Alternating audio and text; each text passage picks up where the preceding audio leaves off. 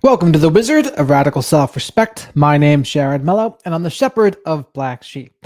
Today, I'm going to be going over a couple different Dr. K videos. One, it's only going to be very brief, and I think one of them is really just a segment of the longer one.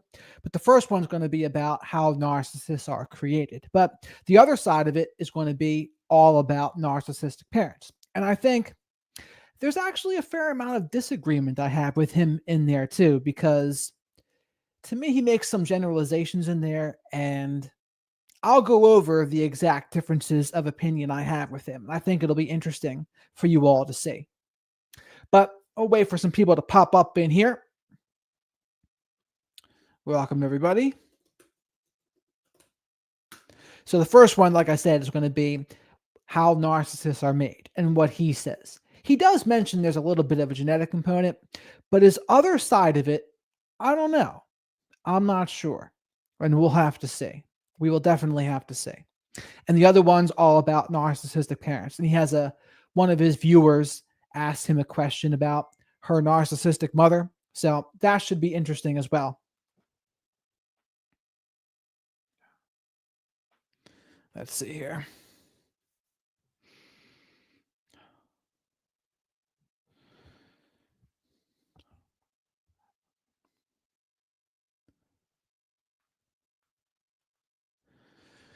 Hello there, Ellie. What's shaking? I'm just waiting for a couple more people to show up in here before I start this first video.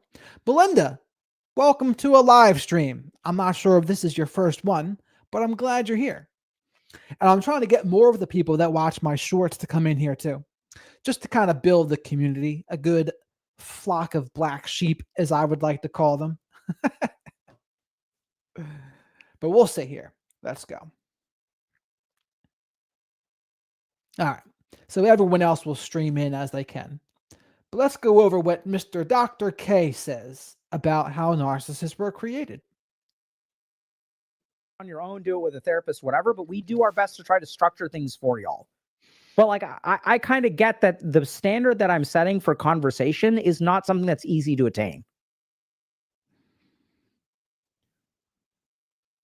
But if y'all listen to this stuff again and again and again, you'll start to come up with the stuff again on your own.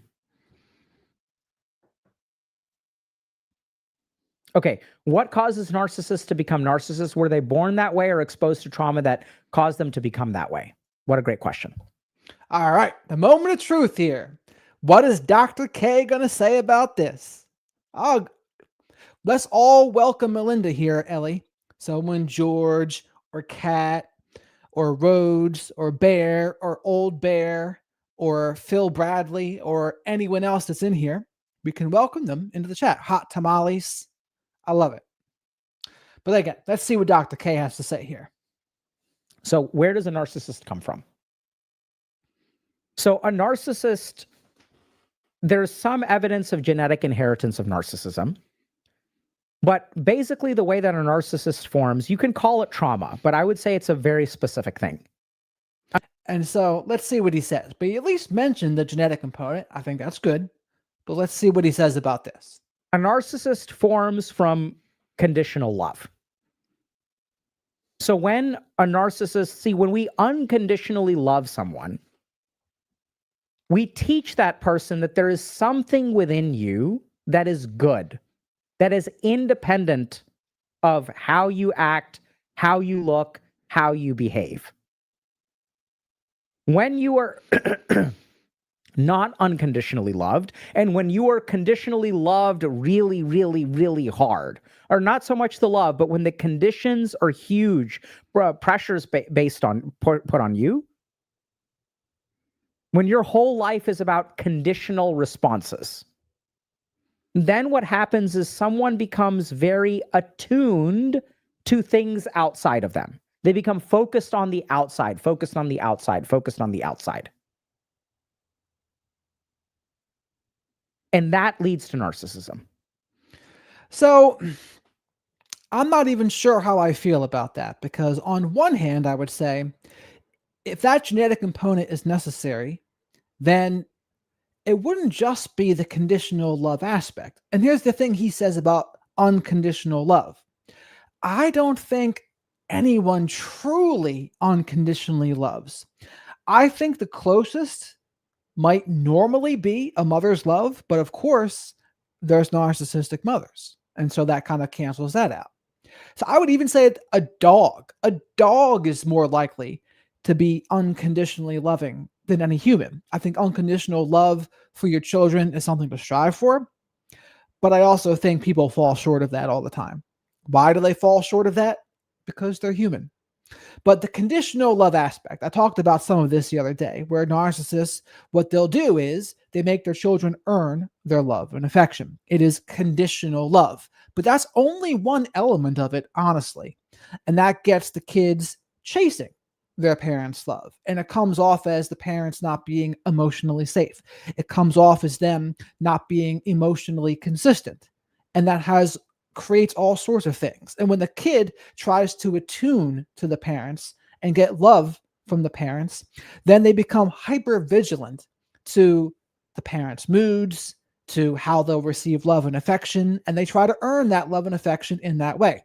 But here's the thing about that. If it was just that, then why doesn't everyone who has a narcissistic parent turn into a narcissist? So to me, it has to be deeper than just the conditional love. It has to be also the genetic component too. And I think abuse plays a part. Other kinds of traumas play a part. I'm not saying the environment plays no part. But again, if it was only the environment that did it, then how wouldn't everyone that has those kinds of upbringings turn into a narcissist? There's a reason why they don't. The reason to me is that genetic component. So oftentimes, the reason that it's inherited, there's a genetic component, which probably has to do with the way that your brain processes information and perceives things and things like that. But the other thing is, if you grow up with a narcissistic parent, they're narcissistic, right? So the way they feel about themselves depends on how you behave. And then in turn, I don't know if this kind of makes sense. I'm going to try to draw this. So the way a narcissistic parent feels about themselves depends how their children behave. I'm not sure that's exactly what's going on. I think narcissistic parents are extremely self-centered. They want their children to be a certain way. They have an idealized version of what they want their kids to be like. The kids that are the easiest to deal with and that most live up to that ideal, they become the golden child, or he or she becomes the golden child.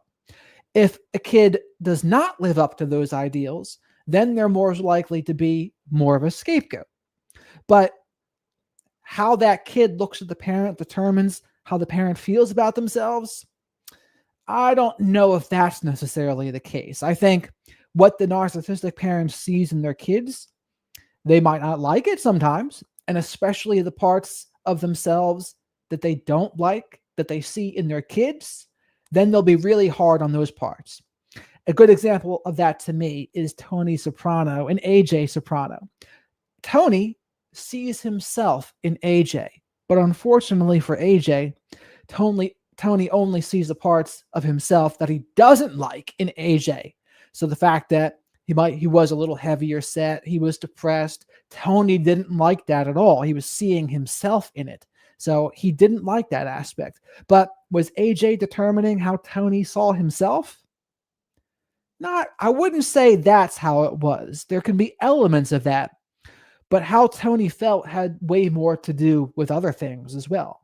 How about the people he's cheating with? How about his money situation? How about how things are going for him in the mafia? Those things were way more important to him, I think, honestly, in terms of how he felt about himself, plus the other kinds of mental illnesses he had too.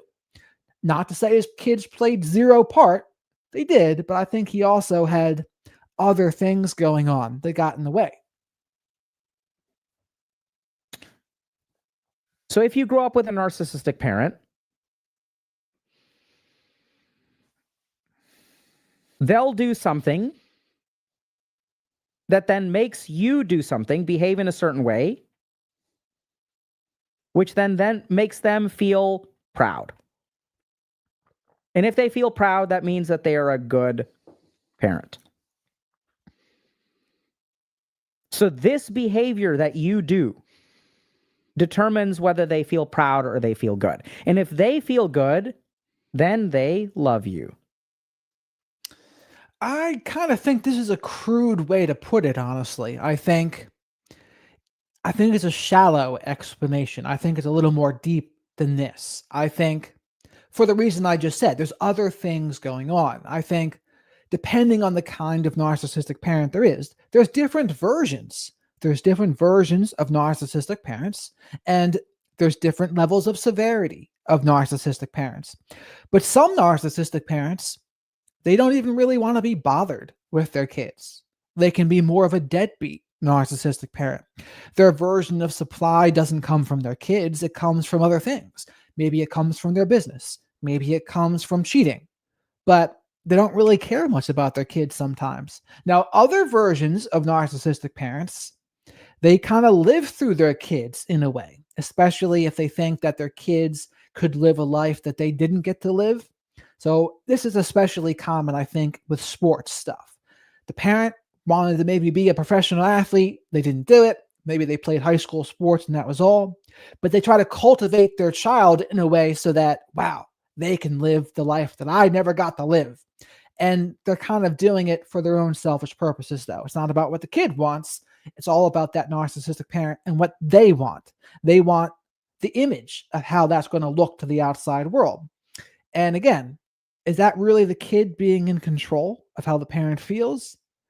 Kind of, but I wouldn't articulate it like that. I think the narcissistic parent is more selfish than that. So what happens then? You learn that love depends on this behavior. If you do this behavior, then you get love. If you don't do that behavior, you get punishment. And that part I agree with. That explains the conditional aspect of it, right?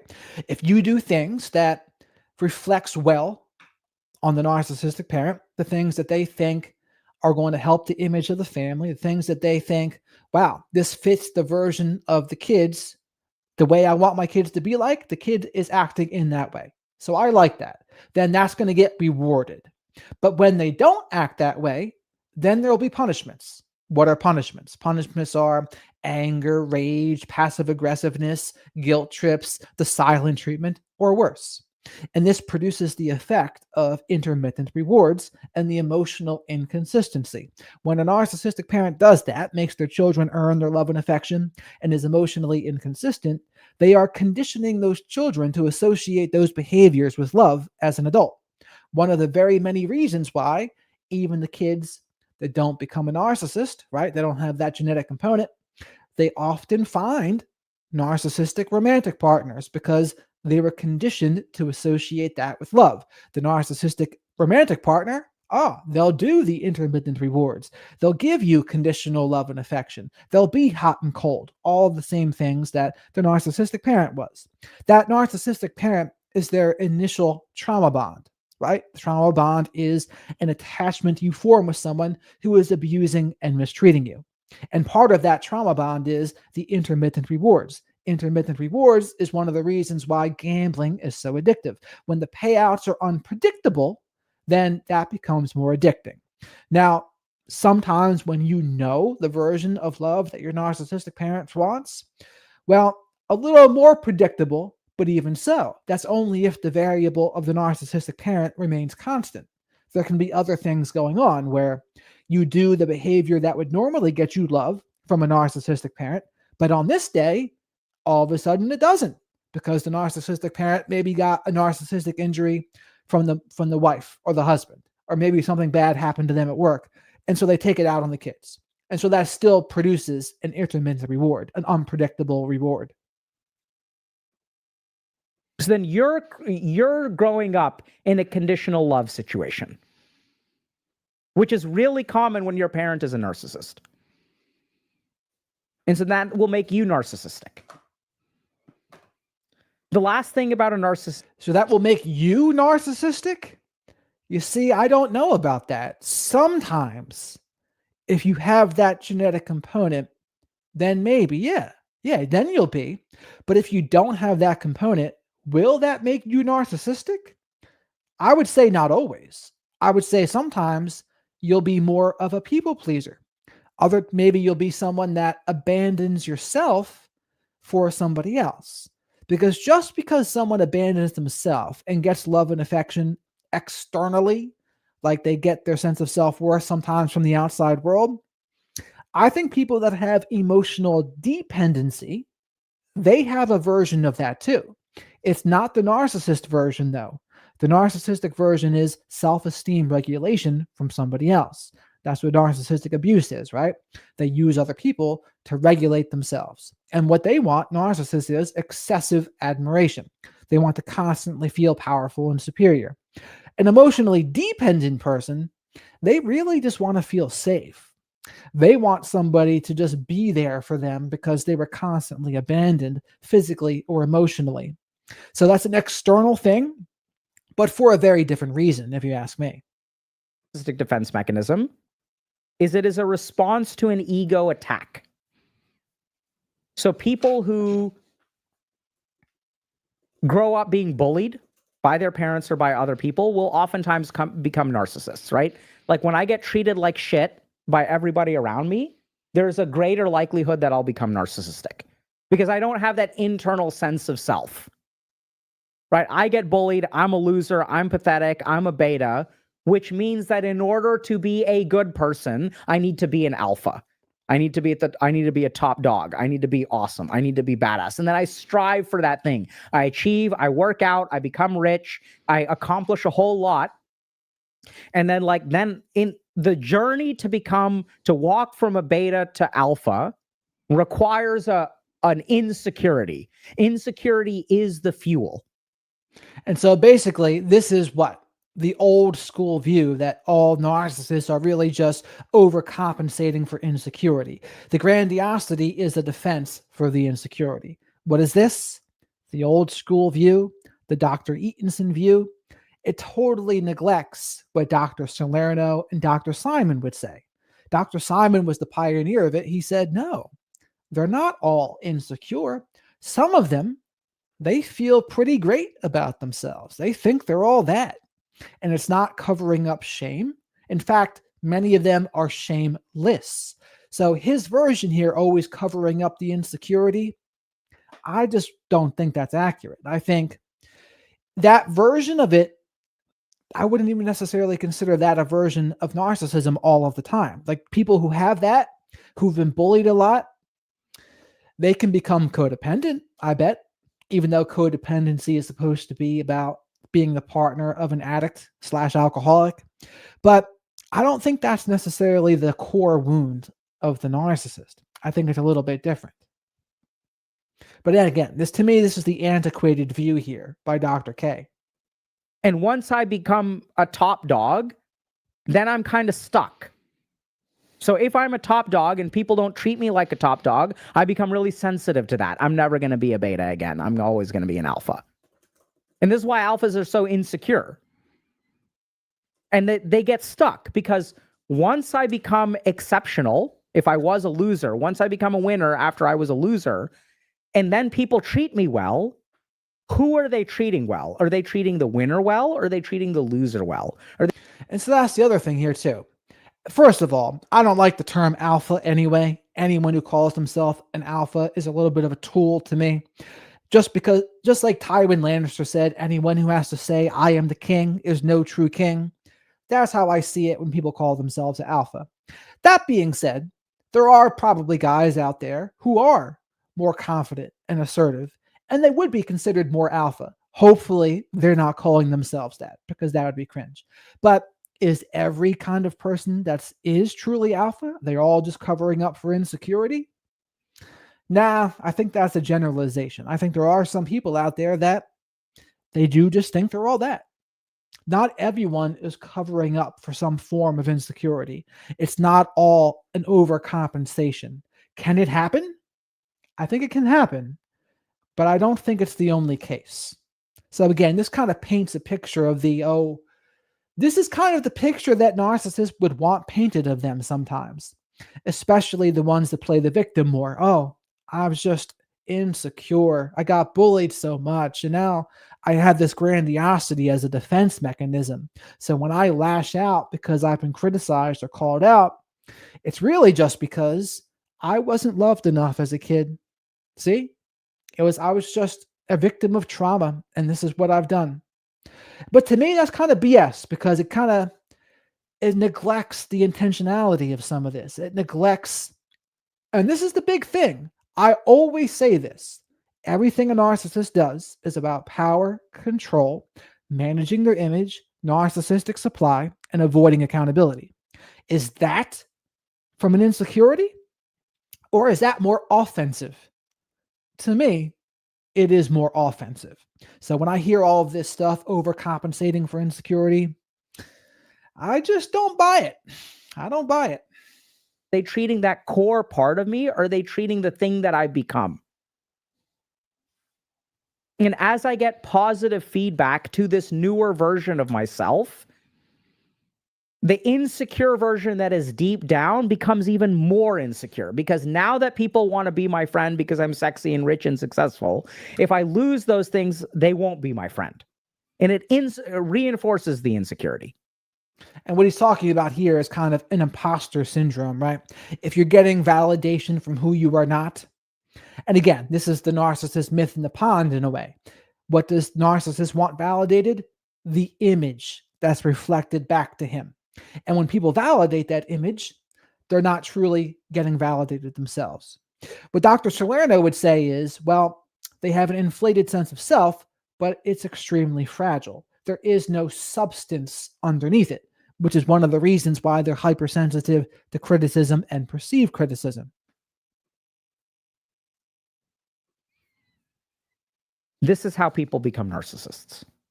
This is also why you see people who are narcissists will sometimes, there's all kinds of problems with selection bias in the data, will become really successful. That narcissistic drive can be incredibly powerful. Right? And you need that sensitivity to become CEO of a company. Being very, very sensitive to what people think about you can absolutely be an advantage. Being subconsciously sensitive, being manipulative. And it's not that these people are bad, it's all working under the surface. Another good thing here, too, to mention, it's not always that they're sensitive to how everyone sees them.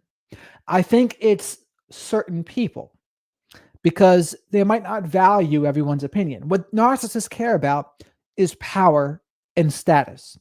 How other high status people see them, they'll care about that. Or the people that can do something for them, whether it's their image or help them in some other way, they'll care about that. But there's other people that they just don't really respect or think much about. And what those people think, they probably won't like it, but it's not going to give them as much of a narcissistic injury. If someone they actually value, and what I mean by value is, I use the term value very loosely, it's just someone that they think they can use for narcissistic supply, someone that can help their image, help them get power, help them get narcissistic supply. They'll value that. And if those kinds of people criticize them or call them out, they would not like that one bit. That's how people become narcissists. So you can call it trauma, sure. And overall, Dr. K here, sometimes he sounds so sure of himself, when in reality, a lot of this stuff isn't set in stone. And so there's room for different thoughts about it, I would say. It's not just, yep, this is it, that's how it's done. It's like, no, I would say it's a combination of things. I think there's a large genetic component, but this doesn't mean the environment plays no part. And I think it takes an element of humility to recognize we don't all know the answers completely. There's still things out there that we don't know. But Dr. K, sometimes he kind of charges into battle. And if you listen to him, it's like, oh, yeah, he's just right. He sounds very sure of himself. But as you're going to see in the next video here, there's several things I don't agree with that he says. Okay. My my voice is giving out, y'all, so I'm streaming tomorrow and on. All right, that's the end of that one there. All right. Let's answer some questions here before I go on to the next one. Those who they control, image is important. That's the ego talking. Absolutely. Unfortunately, I think I've been conditioned to poor treatment and exploitation and have let this person treat me the same kind of way. Plus, I'm chronically unwell, so no fight in me. Don't sell yourself short, Melinda. I think you've got a lot of fight in you. And yeah, you were conditioned to accept this poor treatment, but it stops when you get the awareness of what you went through. When you start to understand narcissism and toxic behaviors and their manipulation tactics, that's a humongous part of it. To me, that's more than 50%.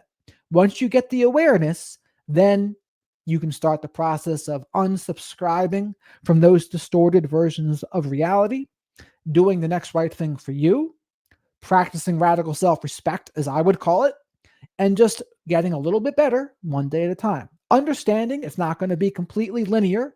You might backstep a couple times, and that's fine, as long as you have the resilience to keep on moving forward. Validates their behavior in their mind. Bless you, Melinda is right. So let's go on to the next video here.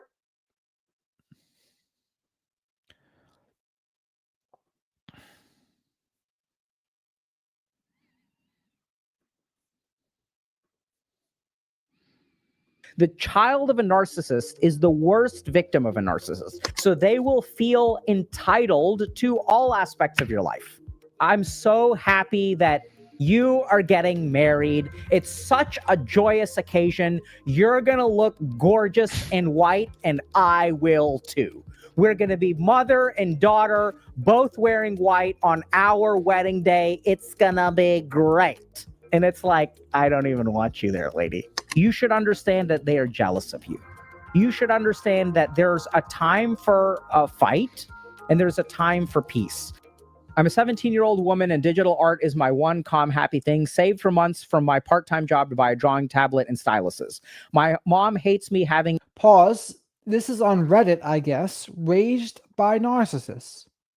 And so that's a good community of people. I've been thinking about creating a Reddit community, by the way.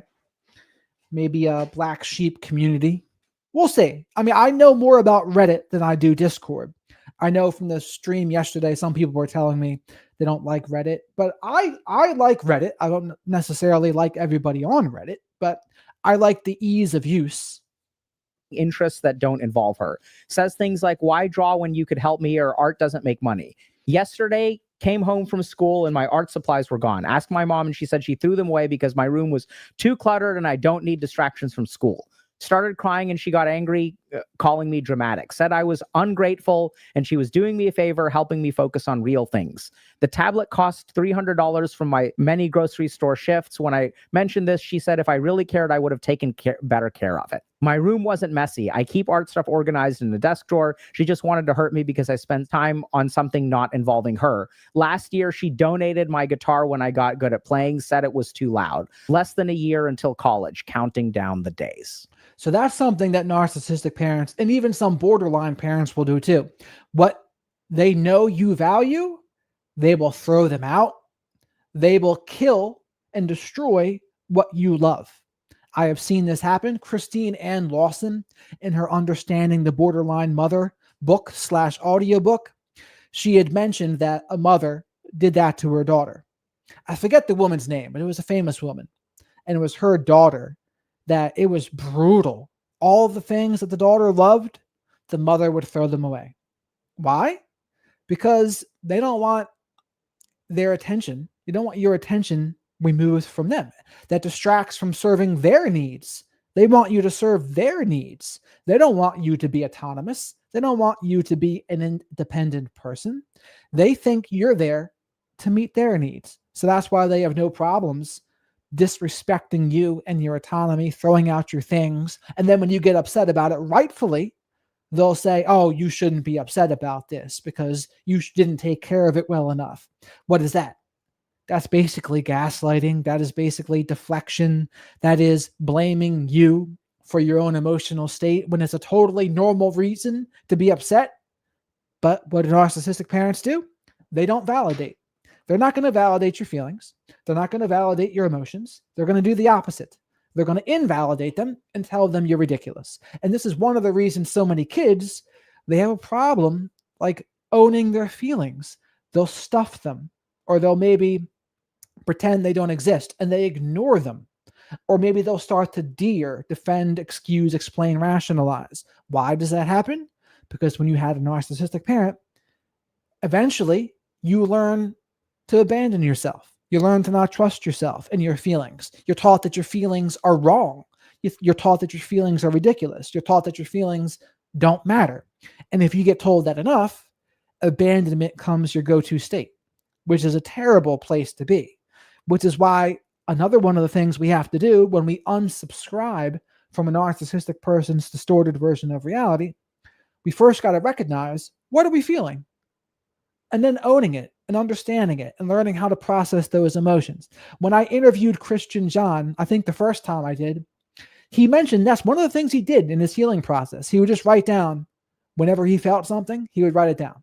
I'm angry? Oh, write it down. I'm angry. Why did he have to do that? Because he had a narcissistic parent that would constantly invalidate him and his emotions, which is something I can definitely relate to, which is why I talk about it. Classic narcissistic behavior. There's one thing that this person gets wrong. She just wanted to hurt me because I spend time on something not involving her. That is incorrect. She doesn't want to hurt you. She never wants to hurt you.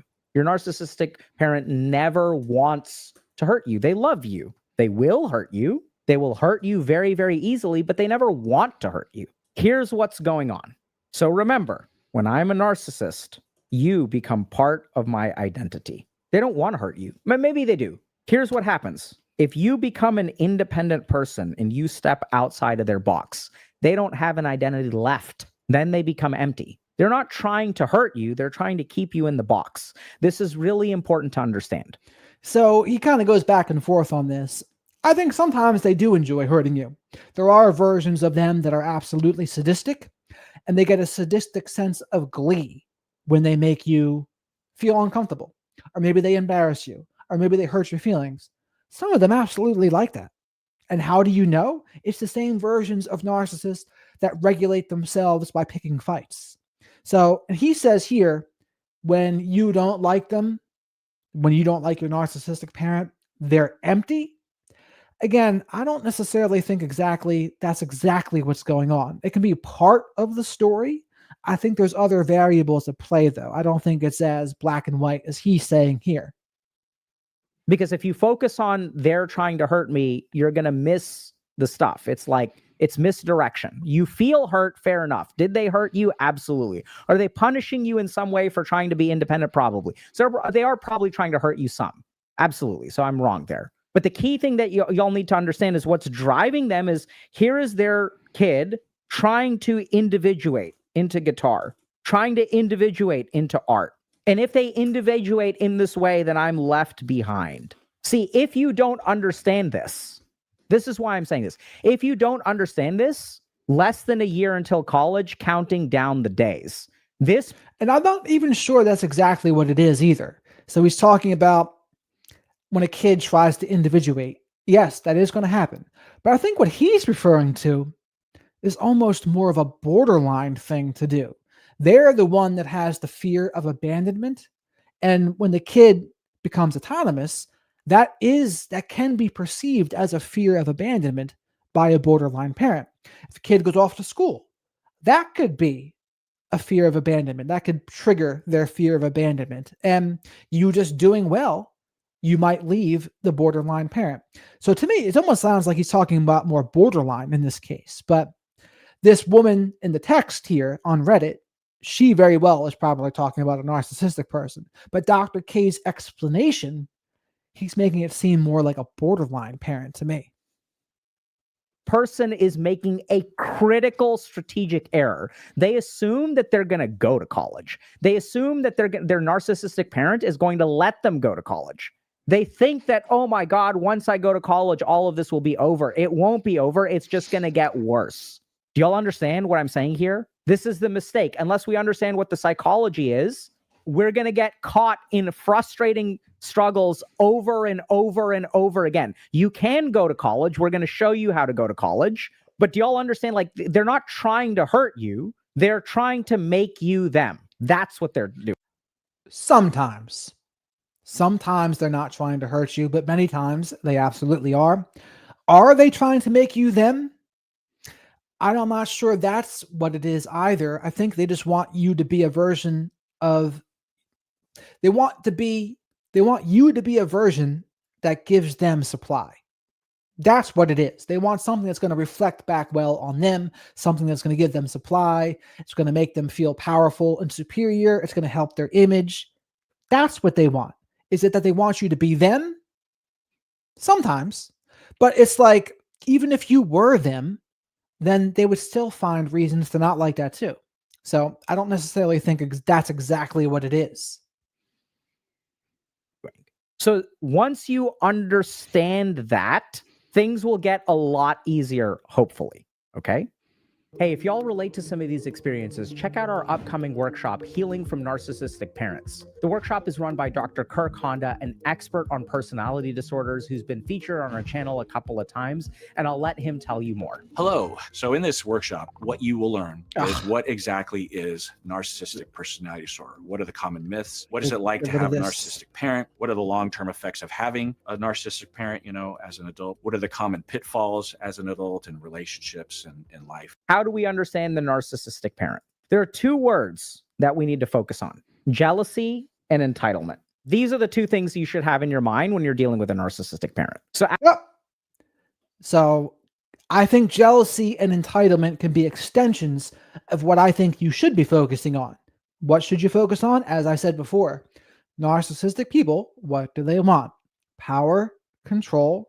They want to manage their image, narcissistic supply, and they want to avoid accountability. Those 5 things are much more important than their entitlement / jealousy. And even his use of the word jealousy, as we're about to find out, I disagree with. What he really means is envy. There's a difference between envy and jealousy. Envy is when you want what somebody else has. So say someone's very successful and you're not, you can be envious of their success. Jealousy is when you're afraid to lose something that you have. So again, if you're in a romantic partnership, you can get jealous that you might lose your romantic partner. That's the correct usage of jealousy. Envy is when you're envious, you want what they have. You want their success, you want their looks, or something along those lines. A lot of people don't realize that. But he's going to say jealousy and entitlement, but let's see what he says. As a human being, as you start to individuate, they're like, they see it happening to you. And they're like, they've never been able to do that. So I don't know if this makes sense. Like, people will focus on hurt or anger or control or whatever. The primary thing that drives narcissistic parenting, in my experience, is actually jealousy. They hate that you're becoming, like, they want that. They want that for themselves. And we can kind of see it here, right? Why draw when you could help me? Art doesn't make money. Hates having interests that don't involve her. So there's absolutely a process of Now, you see, I hate to interrupt him again, but the way he's framing it as jealousy, it's because he thinks of the core is different. He thinks it's all insecurity, the grandiosity to cover up an insecurity. And if you think that's the core, then you would think maybe it's jealousy, or he should be saying envy, not jealousy. But is that really what it is? No, I just think, like, when you do your own thing, you're not able to be a version of narcissistic supply that they want you to be. You're not going to reflect well on the image. Like, if who you really are is in contradiction with what they idealize, they're not going to like that. For an example, if your narcissistic parent really likes sports, and then it turns out you don't like sports, they're not going to like that one bit, because they wanted you to be this idealized version of you that they had in your head. But the version they had in their head is rarely the version that they see in front of them with who their kid actually is. individuation, but there's also intense jealousy. And this is why, like, I don't know if this makes sense, but when you are trying to understand your narcissistic parent, if you don't, just every time they're doing something, just pretend they're jealous of you. And how would you deal with someone who is jealous of you? So this goes to all kinds of other kinds of interesting behavior. And so what do you think about that? Whenever you think about your narcissistic parent, think they're just jealous of you. And I would say he should be saying envious, but that think about your narcissistic parent is just envious of you. And I would say sometimes I've seen this happen with narcissistic mothers. They have a daughter, especially for the narcissistic somatic mothers. So this is the mother that really got supply from how she looked. She was in good shape. She got a lot of attention from the boys out there, and that made her feel powerful and superior. That was her version of narcissistic supply. But as she gets older, her looks begin to fade a little bit. And narcissistic people in general, especially the somatic ones, they can't stand that.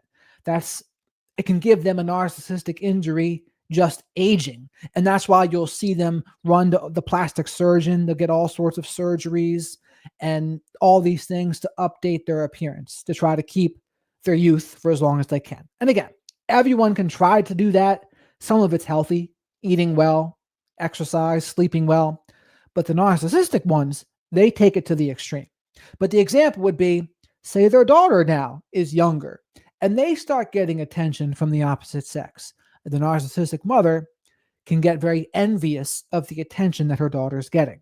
That is an example of the envy. But again, in every situation, isn't envy? I don't think so. I don't think so. I think there's other versions where that's not what it is. You're just not meeting the version that they want you to be because of the conditional love aspect.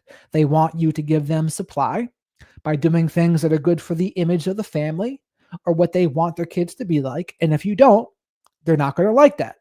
Is that envy? No, I think it's extreme self-centeredness. That's what it is.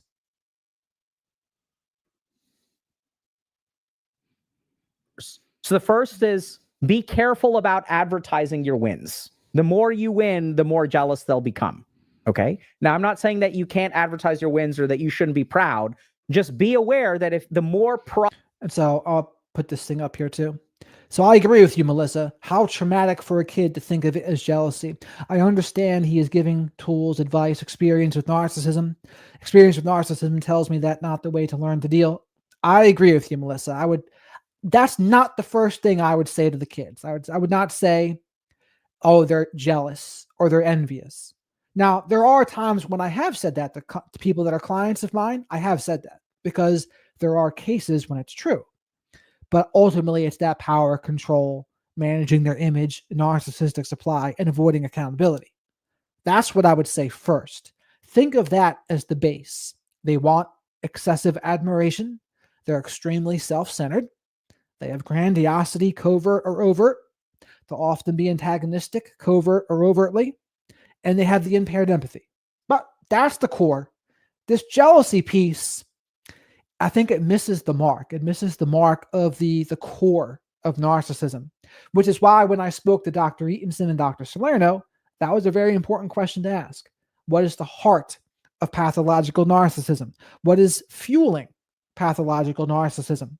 And you hear their answers, and I agree more with Dr. Salerno's answer in that case. If you haven't watched that discussion/debate, check that out. You feel, the more jealous they will become and the more it will activate their behaviors. The second thing is, if you can make your victory their victory, it will reduce the narcissistic behavior, right? You say, hey, I got a guitar. Thank you so much for supporting me. This gives people the ick. People fucking hate this. You don't want to give them credit. So fine, you don't have to. You can go the angry boundary setting route. You can do that.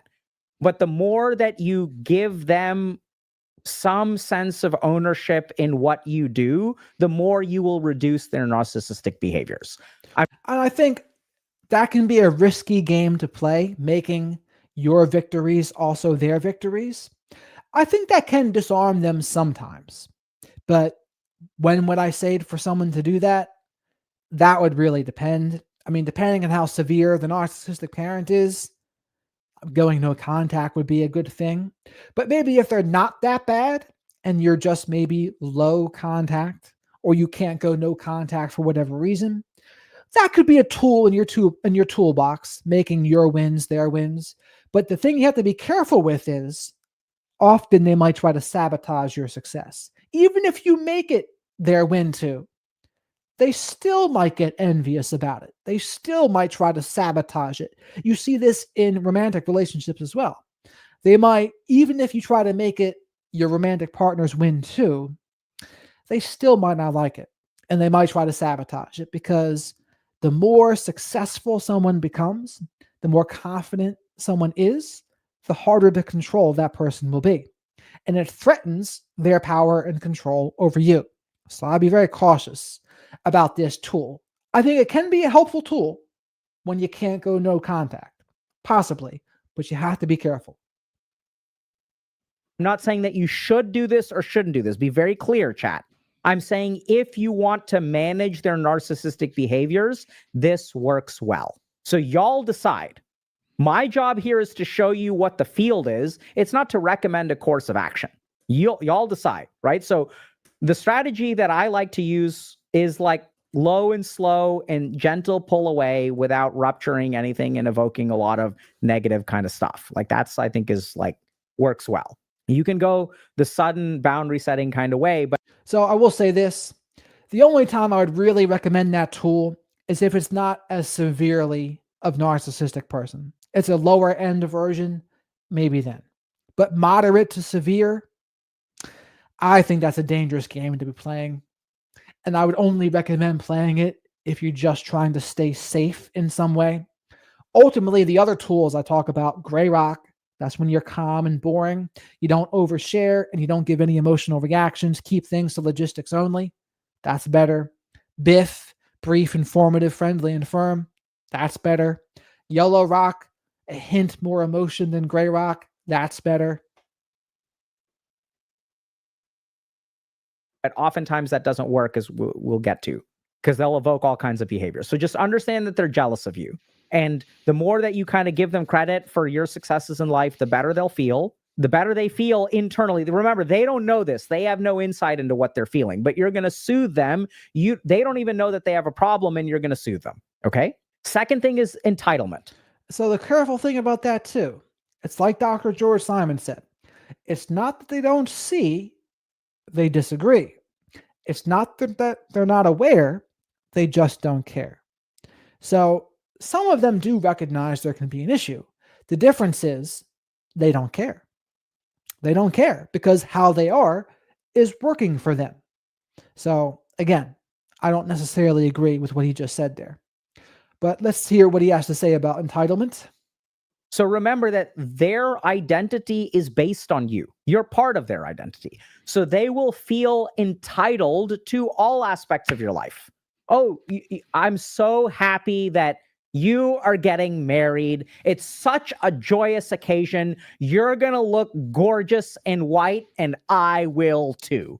We're going to be mother and daughter, both wearing white on our wedding day. It's going to be great.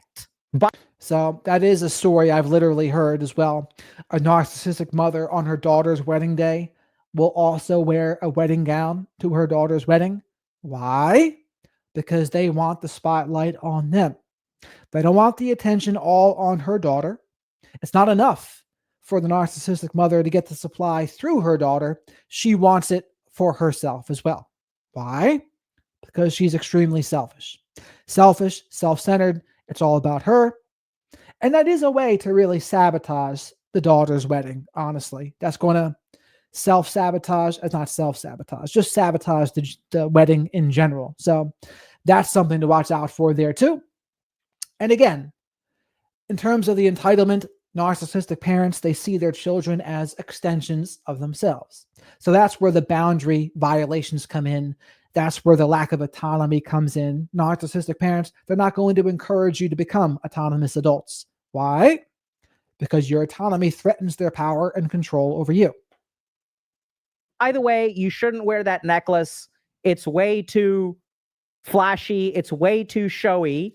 I'm going to wear it instead, right? You can't really pull it off. It's better if I wear the flashy, showy necklace. So they feel entitled to your life. These are the two things that you need to understand about their internal motivations: entitlement and jealousy.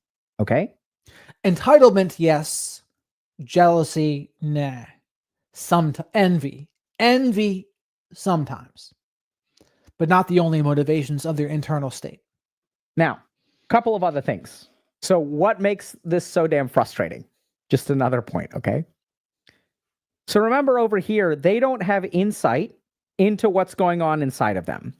This is why this gives them ultimate, plausible deniability. And this is so damn frustrating. Zettai bogyo, ultimate defense. Okay? If I said that right. It's been a while since I was a weeb. Okay, so here's the problem. If I'm blind to my internal state, if I'm blind to my jealousy, if I'm blind to my sense of entitlement, if I'm blind to whatever, here's what's so frustrating. You come to them and you say, why do you hurt me? I don't hurt you. What are you talking about? This is why it's so damn frustrating to talk to them, because you notice all of these things. And if you talk to your narcissist parent, they will never understand. They have no... And again, he's framing this in a way I disagree with, because it's not that they don't see, they disagree. And Dr. K is acting like they just don't understand. And what happens when people think they just don't understand? They try to explain it to them. They try to jade, justify, argue, defend, or explain. But what do we know? That is not the right way to go. Why is it not the right way to go? Because it's not that they don't see. They disagree. And you can spend endless amounts of time trying to get them to see, but that's a waste of time, because that's not the issue. The issue is not what he's saying here. The issue is different. The issue is they see and they just don't care. That's more of the issue. This is why you shouldn't be jading to them. And they know they're hurting you, but they don't really care that they're hurting you. And so when they deny it, they're just avoiding accountability at that point. That's what that is. It's not that they don't know. They just don't want to feel the narcissistic injury of actually admitting a wrongdoing, which is one of the reasons why they won't. They're not going to do that. So again, this is where the core, this is why the core is important. And that's why I think even Dr. Salerno's worldview, it's important, because depending on that core, you will see the rest of it differently. But if the core is insecurity, as Dr. K might think, you can see, or it's not that they don't see, or excuse me, he thinks they just truly don't understand and they truly don't see it. I don't think that's really the core. So you can see when you get the core wrong, then your suggestions will be a little bit distorted as well. I don't think they're going to be as helpful when you get the core wrong. No insight into it. It's just a waste of time and energy. Waste of time and energy. To try to hold them accountable for their behavior is a waste of time and energy. Never going to work. Never going to work. So stop trying. Stop trying to get them to they literally do not have the capacity to see this negativity within them. Okay? Stop wasting your fucking time. I agree with that part. Don't waste your time explaining to them. Don't jade, justify, argue, defend, or explain. It's useless. I agree with that. You don't even need to. We'll get to why that's important. We want justice. We want them to admit what they're doing, right? But they're operating in this weird fictional world. And this is what's so frustrating, is like they're treating us like we live in their fictional world. Like this kind of shit. And this is what's so frustrating. They just make random shit up. I don't need distractions from school. My room was too colored. Stop being dramatic. Art doesn't make money. You need to be helping me. They just make up it's like, this is what's so fucking confusing. They just make up all this stuff in their head to justify their actions. And if you try to have a conversation with them, they will literally come up with just bullshit that makes no sense. No sense, because you live in the real world. And that's why, if that's how your narcissistic parent is, that's why we say to go no contact, or least amount of contact necessary, because there's no changing that. If they're that way, unless they do the 5 elements of change that I go over all the time, the humility, honesty, willingness to change, footwork to change, and then the resilience to keep going, unless they do those 5 things, they're not going to change. So once that's how it is, you don't play any of these games anymore. The way to win is to not play their game. Now, of course, as adults, it's easier for us to say, but it's a completely different story when you're a kid growing up in this environment. you're stuck. Like, you're in that environment. There's nothing you can do. The only time kids get removed is if there's enough substance issue stuff going on. Then sometimes kids will get distracted from the home. But outside of a situation like that, they're stuck. You don't choose your parents. You're there. And that's a tragic situation. They live in their narcissistic fictional world. Their narcissistic fictional world where all kinds of weird magical things can happen, where everyone is impressed when the bride's mother is wearing white and is the head of the show. Oh my God, wouldn't it be hilarious for the gram? Right. And so Melissa and LG, he makes a lot of generalizations, and he's only talking about one aspect, I think, of narcissism. The ones that are insecure and the ones that are going to be envious / jealous. But I just don't think if you're dealing with a narcissistic parent, this probably isn't the person you want to listen to in regards to a narcissistic parent. There's better people out there. They're going to be a little more involved with it. Now, I think his dad, Dr. K's dad, that's his name, Dr. K. His dad might have been narcissistic. I know he's told a story before where he had 2 sons, Dr. K and his brother, and he told them, one of you is going to be a doctor, one of you is going to be a lawyer. Now, how much of that is narcissistic? How much of that is cultural? I think they lived in Indian culture, so that could play a part too. But I don't know. I'm not sure. I'm not sure what the answer is to that. LG says, it is like the elephant in the middle of the room, and he is telling you how to walk around it to get by when we want it out of the room, period. Yes, that's a good way to put it. So he's like telling you how to deal with them as if they're a normal person in a way. And he's not saying they're normal, but he's kind of trying to like make it seem like, oh, it's possible to do these things. It's possible to work with it a little bit, but they're not normal. And that's one of the big first steps of healing, is accepting they're a narcissist. And when you accept they're a narcissist, you have to act accordingly. No, the bottom line, especially in romantic relationships, I see people struggle with that a lot. But even with parents too, I see people struggle with that a lot. I see that with women with their mothers. When it's a narcissistic mother, because the mother-daughter relationship is a little bit different than a father-son relationship. A lot of women, they're more family-oriented for longer, I have found. And when the narcissistic mother is like that to the daughter doesn't want to accept it sometimes. She's like, but it's my mother. It's my mother. Like, why can't she be a normal human being? Why can't she just respect my boundaries? Why does she have to feel entitled to my time? Why can't she listen to me when I say don't post my kids? And it's like, well, because she's a narcissistic mother. And they have their things going on. They're extremely self-centered. They want what they want. They don't really care as much about what you want. And that's just hard for them to accept. And I totally understand it. I think it's a different kind of pain when it's a narcissistic mother. The person that's supposed to love you more than anybody, your mother, and then they turn out to be narcissistic. Yeah, it causes problems. Causes problems. I mean, think about Tony Soprano and Janice Soprano. Their mother, Livia, she was a nightmare. A covert, malignant narcissist nightmare. And so, on top of whatever genetic components they had going on, she was a nightmare. If I did the first dance with your husband, your new husband, it'll be such a great prank. Let's do that. Let's do it for the gram. Let's show everybody how great. Oh my God, we're going to be besties. Let's be besties. And it's like, I don't even want you there, lady. I don't even want you there. How are you so crazy? Like, they're so fucking deluded.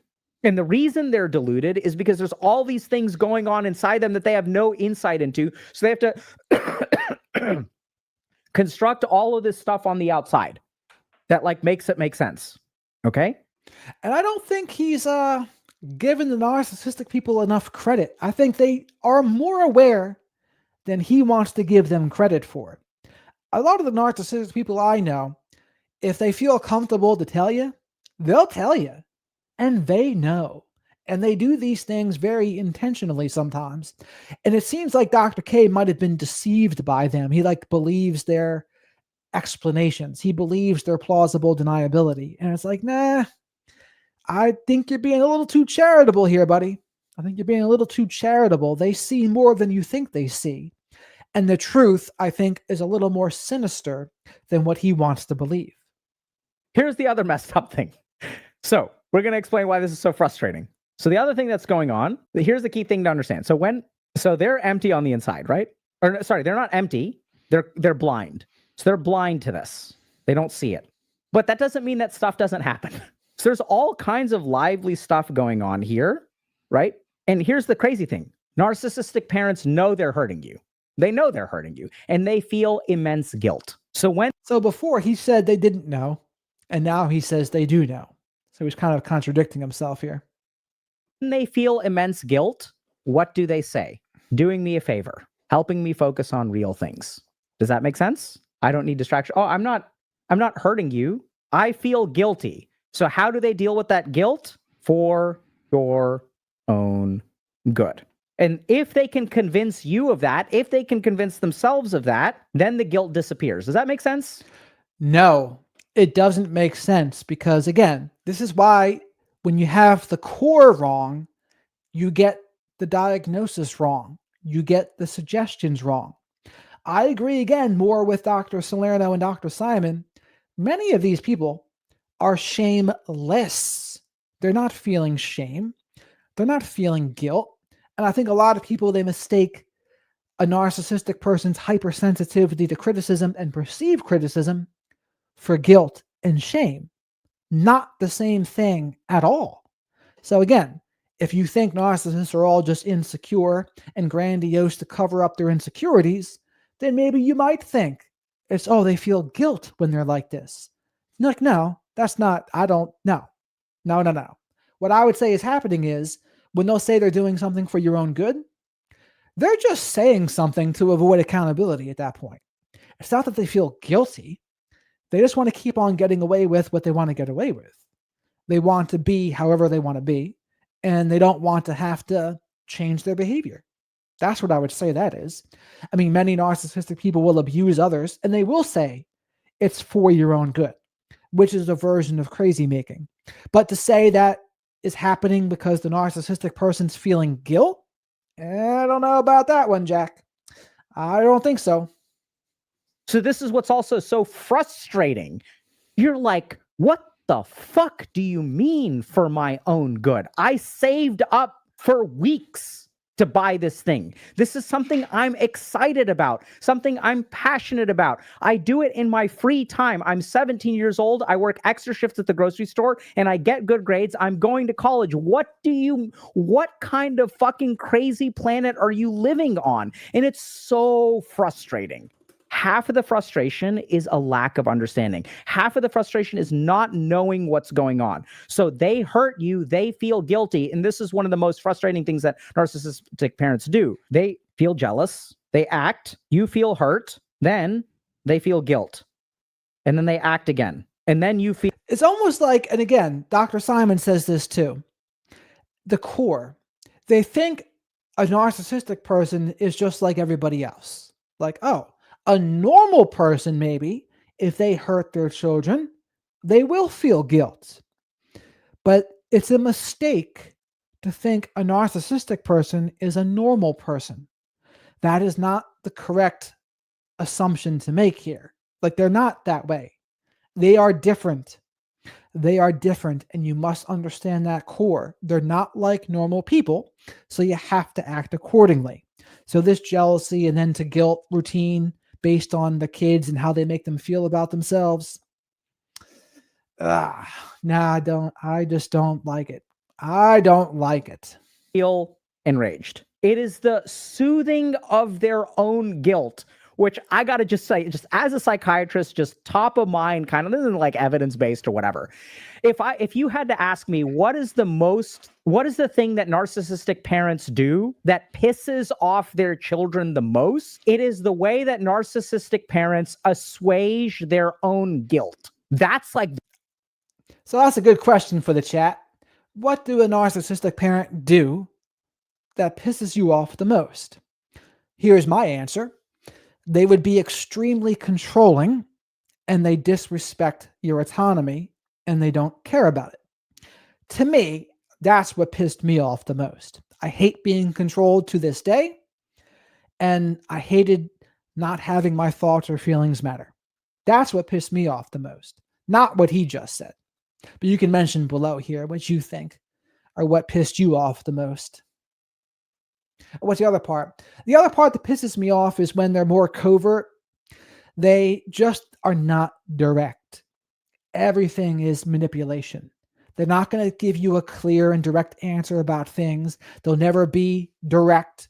They always have to manipulate to get their needs met. And they'll use you to get their needs met. And that's, again, what is that? That's disrespecting your autonomy and using you. That would piss me off too. That's a good answer, LG. They said the mind games making me the scapegoat. Yeah, that's a good one. The scapegoats, yes, as Christian John would say, the receptacle for all of the family shit and all of the feelings they don't want to feel. Coercive line control, covert control. Yep, I love it, Melissa. Those are the things that would piss me off the most too. Not what he's saying here. It's almost like, to me, this is what it sounds like when you haven't lived it. Like when you don't understand it, you haven't lived it. You sound like Dr. K here. It sounds like he's read this from a textbook and he's trying to make deductions from there. But there's a big difference between the people that have lived it, experienced it, and the ones that have just read about it. Not the same. It gets lost in translation. The worst.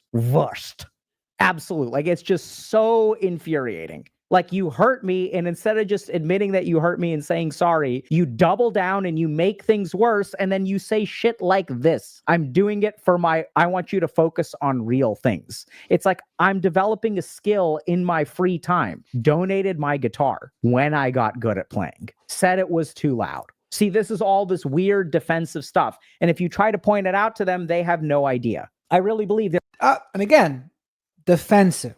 He said the word. So he would agree maybe more with Dr. Eatonson. He's totally neglecting the offensive side. They're doing all these things very intentionally side. That's the side I agree with more. And he fails to mention it at all, which I think is problematic. And I think when you don't mention that side, then you're going to miss the mark here a little bit.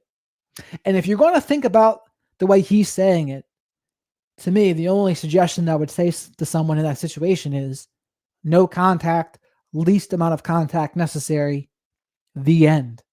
And then you try to help them to understand narcissism. You help them to understand the toxic behaviors and manipulation. They're incapable of understanding. Okay. Now, let's understand a little bit. Why is it so hard for them to see? Okay. So now we're going to tie a couple things together. So remember that the way I feel about myself as a narcissist depends on the way that people treat me. So whether I'm a good parent or a bad parent depends on how you treat me. So here's the crazy thing. If you're a child with a narcissistic parent, you actually have the most power. Everyone's like, oh, my parent has a ton of power. No, you have the power because you determine whether they feel good about themselves. I want y'all to really think about that. They have no independent sense of identity. I don't agree with that either, because especially if you're a kid, you have the power. Because your narcissistic parent, you determine how they feel about themselves? Not necessarily. And a kid, the parent has the power in that situation. The narcissistic parent does. It just is. But to say the kid has the power, I can see where you might try to empower somebody, but it's not going to apply to a kid. Maybe as an adult, you can say to an adult, okay, you have empowered now. You're not a kid anymore. Hopefully you're not living under the roof anymore. So now you can be empowered. But that's a different situation. But let's see what he says. You determine your actions determine how they feel about themselves. And this can be infuriating as a child, right? Because now they want you to be tennis champion. Now they want you to be homecoming queen. Now they want you to be a loser. Now they don't want you to be successful. They're going to try to control you because you are a proxy of them. And it can be in either direction. The more pathetic you are, the more sick you are. Oh, baby's sick, baby's sick. I made so many sacrifices to take care of baby. I'm such a good mother. I sacrificed so much for my baby. Oh shit, you're getting healthy? No, don't get healthy. Oh my God, because if you get healthy, then what am I? Oh no, here we go. Oh, what I'm going to do is I'm going to take a little bit of feces, I'm going to mix it with water, and I'm going to inject it into poor baby's veins, because that way you will get sick. And if you get sick, then mommy can take care of you. I shit y'all not. Factitious. He's talking more about borderline. That's more of what a borderline would do, because borderlines have a fear of abandonment, and they will be enmeshed with their kids. Narcissistic parents can be enmeshed with their kids too, but for different reasons. Borderlines, usually they want one ideal love, but when they don't have an ideal love, they might become over-reliant on their children to meet their needs. And they have the fear of abandonment, so they don't want their children to become successful, because then the children will abandon them. And then the borderline mother or even father, they will do what he's saying here. But I wouldn't apply those same motivations to a narcissistic parent. The narcissistic parent, it's simply more about control. It's more about control and power. Disorder done by narcissistic parents all the fucking time. This is where I gotta say, y'all, I'm a psychiatrist. And as a psychiatrist, you sometimes get called on consults of children in the pediatric ICU who have an endocarditis with Faecalibacterium. Endocarditis is an infection of the inside of the heart with bacteria that belong in your poop. How does it get there? If you're not an intravenous drug user, that can sometimes happen. But even then, it's not Faecalibacterium. It's usually oral bacteria, right? This shit happens for real. This is it's a diagnosis that we have. It is a pattern that in my training, we are taught to look out for. That's more than narcissism. That's psychotic. Bro, remember at the very beginning, when we said this is cluster B. This is why I love cluster B. It's all one pot of soup that just manifests in slightly different ways. Okay? Someone saying I was eating. Well, I did it. I said that if you were eating, you should thank me for ruining your experience, because now you will eat less and you will be more healthy and you will hit your weight loss goals because you're fucking overweight. That's the narcissistic response. And that's the other thing. Cluster B, there can be some overlap, absolutely. But that really depends on how you're diagnosing it. If you're diagnosing based on the DSM and the behaviors, there will certainly be overlap. But as I've mentioned many times before, I believe in the narcissistic operating system, and I believe in a borderline operating system. And I think antisocial personality disorder, psychopaths, sociopaths, that's a different ballgame. That's a little bit of a different ballgame. But there can also be narcissistic as well. But again, it just depends, right? It depends on what exactly you're talking about. No responsibility. I was doing you a favor. Easy, done. Praise me. I'm Dr. K. You owe me. I ruined your meal. You should be donating to me right now for doing you such a favor. Okay, this is the psychology of a narcissist. There's no like way to win. There's no way to win if we're playing without understanding. Okay, y'all with me? Sorry. Honestly though, I'm sorry for ruining your meal. I will try to do better in the future. Realistically, I don't know if I have the cognitive bandwidth to think about that. I'm gonna have to worry about that a little bit later. Okay. All right.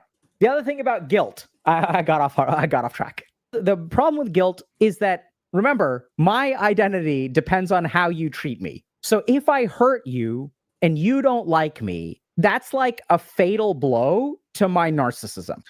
No, I don't think so. I think they just want excessive need and admiration. They have an excessive need for admiration. It's not that their identity is based on you. It's more like they want you to fuel their grandiose sense of self. That's a little bit different to me than how he's framing it. So again, it's a tricky way to frame it.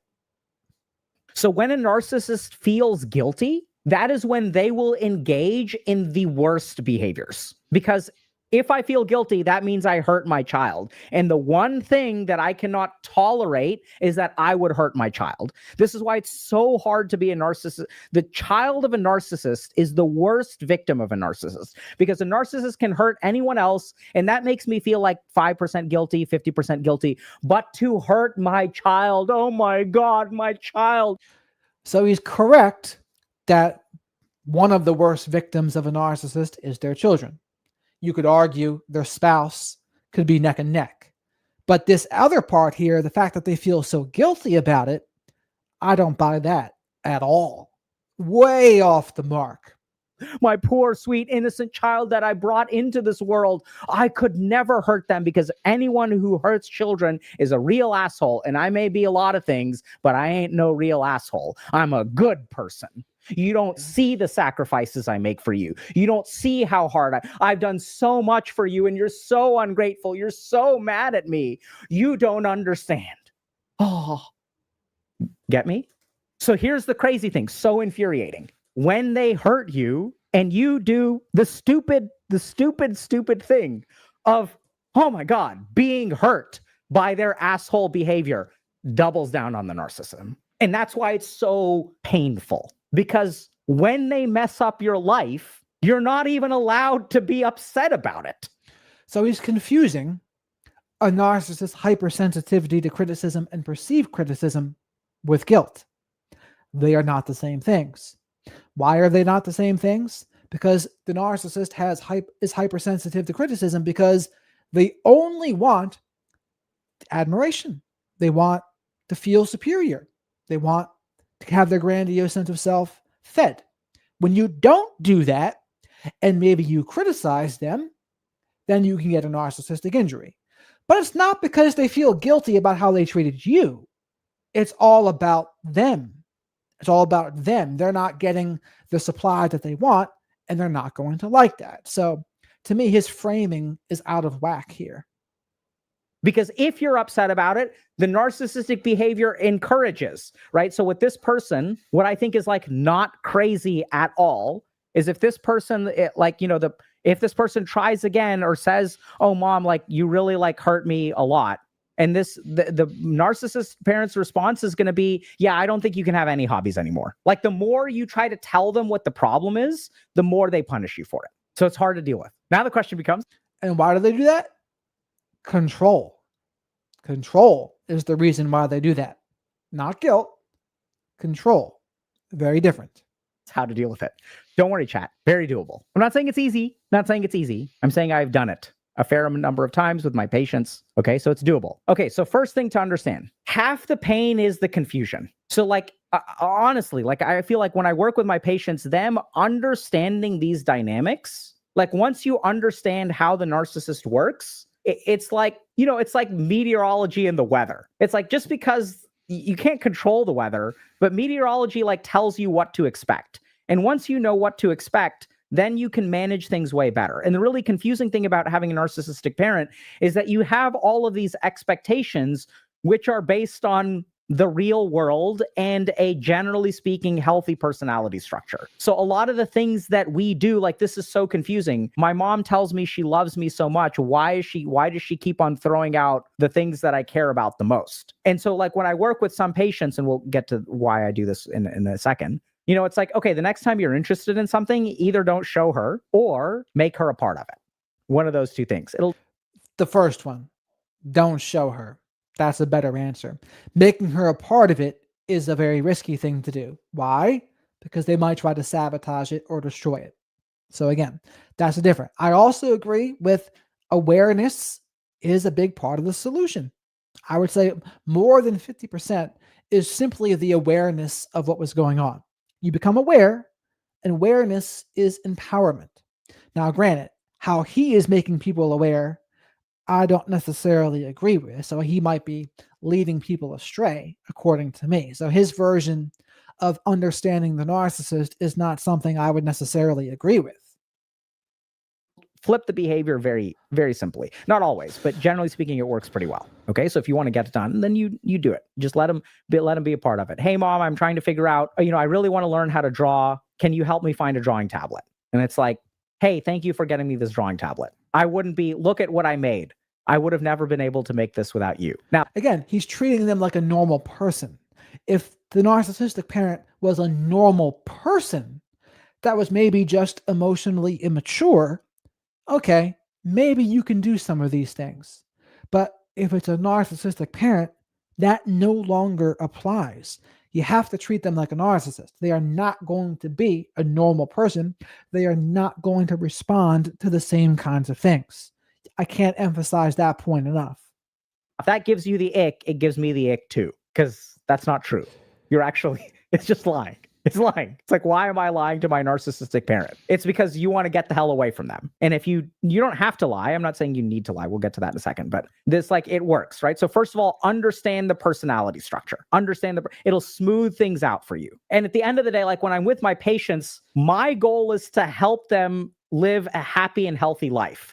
And oftentimes, I know this is going to sound insane. I know, chat, what I'm saying is going to be unbelievable. Getting a narcissist to admit their mistakes and receiving an apology in closure is actually harder. I know it's crazy. Is actually harder than giving them credit for something that they don't deserve any credit for. Getting them to be honest with you about the nature of existence is actually harder. I know it's wild, but when we've been hurt, it hurts us a lot to do that. Does that make sense? Like, we don't want to do that. It doesn't feel good. So now let's get to the second thing, which is boundary setting. So a lot of people love setting boundaries with narcissistic parents. Feels so good. Set boundaries. I'm going to go low contact. I'm going to go no contact. I'm all for it. But when you work with narcissists or patients who have narcissistic parents, one of the unfortunate things that I've run into quite consistently is that boundary setting doesn't work for some people for a number of reasons. The first reason boundary setting doesn't work is because there's a power difference, really common between parent and child. I've had patients who try to set boundaries on their parents, and then their parents will like respond financially. It's like, if you're not going to let me see my grandkid, there goes your trust fund. And now if you ask for advice on the internet, people on the internet will be like, fuck them. You hold your boundaries. Ain't no trust fund worth dealing with a narcissistic parent. Really easy to say if you're someone on the internet who's not losing access to $50 million. Way harder if you're the one who's got the trust fund that has $50 million, right? Like, really difficult. So what is he talking about? Holding the trust fund over your head if you try to set boundaries with them? Yeah, that's something they might absolutely do. Absolutely. Now, he mentioned that's the problem with setting boundaries is the power imbalance. I mean, I would agree when a person's a kid. Yeah, it's going to be very difficult in that case. But as an adult, not always, right? And I think it comes down to the difference between enforcing consequences versus trying to hold them accountable. The way to hold a narcissist accountable is by enforcing consequences. That's what you do. If you try to do anything else other than that, you're asking for trouble. But let's see what he says. The second thing is that setting boundaries is like this fucking American, Western, maybe European, like, kind of thing, right? So if you come from a culture that's like South American or South Asian, the concept of setting boundaries doesn't work the same way. I remember, so I, was talking about this subject once, was giving a lecture, and I was like, here's how you set boundaries. And someone from the audience was like, that's not going to work for me. I'm from Colombia. Like, there's no way. You just can't set boundaries on your narcissistic grandmother. Like, you just can't do that in Colombian culture. Now, that's an issue of debate of how much can you do, can't you do. But I think this sort of general current of independence, which we assume in the West, is challenging for a lot of cultures in the world. So boundary setting is wonderful, but boundary setting requires power. That's the key thing. So when I set boundaries on my child's video game usage, I don't agree with that setting either. It doesn't require power over the other person. It requires us and our personal power to enforce whatever boundary needs to be enforced, and you enforce it by enforcing the consequences. To say that you need the power to have boundaries, he's mistaking boundaries for rules. Rules are different than boundaries. Rules are dictating how someone else behaves. So clubs might have a rule. Relationships, they have rules/boundaries. I think a relationship rule would be we're monogamous. Those are the rules of the relationship. Right? So boundaries are for us. Rules are for others. And I think he's kind of mistaking the two here. If they violate the boundary, I have more power than they have. And so the big problem with setting boundaries on your narcissistic parent is that it requires power. And if they have more power than you do, it becomes really hard to do. That is the reason that I went this road with my patients, right? So like some of my patients, it's like they have power and then things become relatively easy. They still have to deal with guilt and stuff like that. Even if you set boundaries, your narcissistic parent will punish you in other ways. They'll talk shit about you to your aunts and uncles. They'll guilt trip you. They'll say things to your cousins. And that's why you enforce consequences. That's all you can do. And if they're going to be like that, no contact. And granted, in the rare case a $50 million trust fund is at stake, okay, you have to make some tough decisions at that point. And honestly, for the very most part, you might say, well, if 50 million is at stake, you might have to grin and bear that. But outside of a situation like that, that's not the case for most people. Now, sometimes a more realistic scenario, a family business. Okay. Well, depending on that family business, maybe you want to walk away from that. That's fine. But I think he's kind of making it seem like people are a little more powerless than they really are. And I think you don't have to play their game. Like if they're going to do those things, we have to do what's best for us. Right? And people could say to me, well, Jared, it's easy for you to say. You're not in the situation I'm in. To which I would say, I've been in these very same situations. And I've had to make those tough decisions. And I've made my choices in those tough decisions. And I'll tell you this, the things that are good for our peace, I would almost always recommend doing. Bottom line. And then they do this really interesting thing where they push you into a corner. They use a lot of indirect aggression, which I recommend y'all check out our female bullying video. It's a video on indirect aggression. Not necessarily men can do it too. Men do it too. But they'll do this thing where they keep on talking shit about you. And then if you complain about it, they become the victim. You guys ever been like Uno reversoed where you're like, hey, mom or dad, please stop doing this. And they're like, oh my God, you've cut me out of your life. You're not letting me see your grandkids. I can't believe you would do that. How cruel. I'm the victim. And what is that? That's being a cry bully, right? When you play the victim in a situation you created, that's being a cry bully. What's another thing? They'll make your reactions to their abuse the problem. That's another one. Or they'll just act like the victim when they've mistreated you. Oh, I cheated and now you're mad at me, so now I'm the victim. What is that? It's basically a Darvo, being a cry bully. That's what it is. I'm the victim. I'm the victim. Okay. So that's why boundary setting sort of works. It's going to work, but it's going to cause a lot of collateral damage. And sometimes you may not have the power. If you're a 17-year-old girl living with your parents and your parents are doing this kind of shit, I'm sorry to say the power dynamic is not in your favor, right? So that's why boundary setting, I think, works, but it's like a luxurious response. So I don't like that framing either. Not a luxurious response. I would say if you're a 17-year-old girl and you're stuck, what you would have to do is practice the tools. Gray rock, biff, least amount of contact necessary.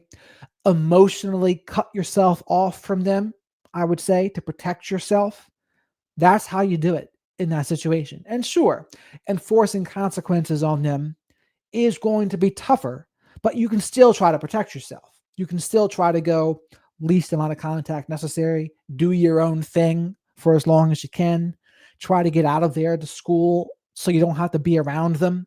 Yeah, and of course, depending on what you want to do with your life, it's going to be more difficult with some choices than others. But I would say there's still ways to try to protect yourself. Of course, the parents aren't going to like it, but that's tough. That's tough. If they're going to mistreat you, then they kind of get what they get.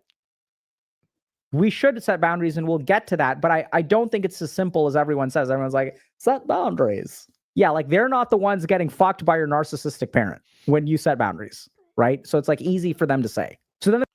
So again, he's almost advocating for you being hesitant to have boundaries because of their reaction. And the way I would say that is, if it's your physical safety is at stake, okay, I would tell someone to be cautious in that case if your physical safety is at risk. But outside of that, those consequences that they try to give just for you having boundaries, it's like they say, the only people that get upset when you have boundaries are the people that benefited from you having none. And that's going on in that situation. And their reactions, they're proving to you in that case, wow, they're not good for me. They're going to be that upset when I do what's best for me. That's not the kind of person that I need in my life. And I would say no contact is the way to go a lot of times, or at least the amount of contact necessary, just in order to heal from the dynamic. Even if it's not a narcissistic romantic relationship, you still have to heal the trauma bond with a narcissistic parent. And that space is so essential to unsubscribe from their distorted version of reality. And once you've healed, you can make a choice from there what you want to do. You can stay no contact. Maybe you can do very limited contact. It's up to you in that case. But I think that healing is very important first. And that space is super important to do that healing. And that's why almost always we say, if they're really narcissistic, no contact is the way. The question becomes, okay, what do we do? So now we're going to play their fucking game. Let's go. I didn't need an F-bomb there, but I'm excited. Okay. Next thing to understand. So first of all, just to understand what's going on with them. Understand that they don't understand what's going on the inside. We'll get to that in a little bit. But most important thing is to play a game of symbols, not substance. So in most human interactions, they're substantive interactions, which means that when I do something for you, there is something on the inside that drives it. It's like when I give you a gift, the gift is a symbol of my love for you. That makes sense? As most human beings navigate the world, we engage with actions that mean something on the inside. So with narcissists, they have no substance. They only have symbols. This is why it's the most dangerous thing you can ever get from a narcissist is an apology. They say, oh my God, I'm so sorry I hurt you. Oh my God, I'm so sorry I hurt you. You deserve more than that. And I'm your parent and I need to be better. And then when they say that, you're like, oh my God, feels so good. So a couple things to note here. Narcissists, it is possible they say sorry, but they're not going to genuinely mean it. Because if they genuinely mean it, then they're going to take accountability and change their behavior. But that's not what they do. But I do want to make it clear that they will occasionally say sorry. But the way they say sorry is really just as a way to manipulate how you see them. So you can start being a source of supply for them again, because it's all about them. So they'll say that to manipulate somebody, but it's not genuine. The only genuine apologies are changed behavior. If there's no changed behavior, I wouldn't even think about it. I wouldn't even think about accepting an apology without any kind of changed behavior. So genuine apologies from a narcissist, not going to happen 99 times out of 100. You might see some sorries though, but that does not mean it's genuine in any way. The apology, thank you so much for acknowledging what you've done. And then they've roped you back in. They don't know how to apologize. They don't know what that means. Here's what's going on. They see you subconsciously. They know you're pulling away. They know they've gone too far. They know, oh my God, now my child has power. They're going to set boundaries on me. I don't like boundaries. Boundaries make me feel bad. If they disappear, then I'm no one. Internally, they're panicking. So all they do is That's not what they're thinking. They're not thinking I'm no one. They're thinking I don't want to lose control and I don't want to lose my source of supply. It's not, oh, no, I'm not no one. They have other sources of supply. Like the kids are not the only source of supply. There's other sources. There's a spouse. There's other status and money and other people they're cheating with. There's many sources of supply. If they were to lose all of them, then maybe they would think they're nothing. And that's when you see a narcissistic collapse. But just this dynamic, no. An oversimplification. is engage in behaviors that move the board position back to where they like it. That's the way I want y'all to think about it. This is not an apology. It's a symbol of an apology designed to rope you back in. This is why they're so hard to get rid of, because they're actually acutely, subconsciously sensitive to where you are. They're so subconscious. They're not aware at all, but deep down, they have some fucking ChatGPT level of calculation, right? Just like ChatGPT, they can calculate a ton of different iterations, and they know exactly what to say. There's nothing behind it, but they know when calling you stupid is going to pull you back in. They know when they call you stupid too much, that your anger is building up and you're about to cut ties with them. Boom, they're going to apologize. Are they even human? They are not human in a very substantive way. That is the whole point of mentalization-based therapy. There is an acknowledgement in the psychiatric community that what we normally call human is something that is fundamentally missing in people with NPD, BPD, and sociopathy. That does not mean— Now, I do agree with that, and I do agree with their sorries are really just manipulation, and they know what they need to do for control. He didn't say it, but that's what it's for. So he said the right things, but he doesn't say the right reasons. To control is the right reason, and they're fundamentally missing something. Now, that is true too. I do agree with him on that as well. mean that it can't be regained. BPD in that way has, I think, some of the best outcomes. So 95+% of people within 16 years, BPD will be gone. So people can— What? BPD will be gone in 15 to 16 years? I have to listen to that again. There is an acknowledgement in the psychiatric community that what we normally call human is something that is fundamentally missing in people with NPD, BPD, and sociopathy. That does not mean that it can't be regained. BPD in that way has, I think, some of the best outcomes. So 95+% of people within 16 years, BPD will be gone. So people— I don't know about that number. I do think that borderlines can be helped by DBT and some CBT, but to say 95%, that's a pretty high percentage there. I don't think it's that high because, again, there's a genetic component to this. A lot of people think borderlines are so much different than narcissists, and I think the cores are different, but the behaviors can be pretty iffy. I mean, borderlines can be abusive, and borderlines can be abused. But even narcissistic kids can be abused by their narcissistic parents. That's true too. Now, but that doesn't mean that excuses how a narcissistic kid, when he turns into an adult or she turns into an adult, when they mistreat others. No, that's not an excuse. But I do think they can also be abused. I think people don't really mention that part often, but I do think it's true. But 95% of borderlines disappearing, that seems a little high to me because it requires a lot of follow through. And what I see online in the borderline space, there's a lot of people that do a lot of manipulative things. And maybe some of them are misdiagnosed. That's possible too. But because they don't take accountability, a lot of them, it seems like they're managing the image of borderline, just like some of the self-aware narcissists do. And they'll split from black to white, all good to all bad. There's not much healing when that happens. People can learn it, but I think it's important to not assume that they have the standard set of human faculties, because they don't. That's why that's what we do in therapy. We teach them these core faculties that we assume that most human beings have. They are humans. They deserve compassion, in my opinion. So I tend to be very compassionate towards narcissists, very empathetic towards narcissists, but don't fall for their shit, okay? So they play a game of symbols, not— So he kind of told on himself there. He's very compassionate towards narcissists.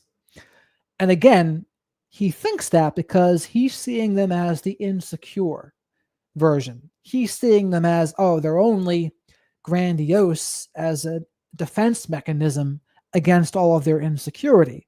And that's why it's all about jealousy to him. That's why it's all about entitlement. That's why it's all about those things and guilt.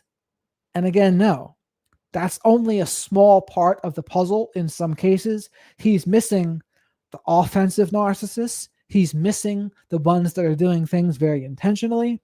He's missing the ones that it's not that they don't see, they disagree, and it's not that they aren't aware, they just don't care. He's missing that entire ball game of it. So keep that in mind.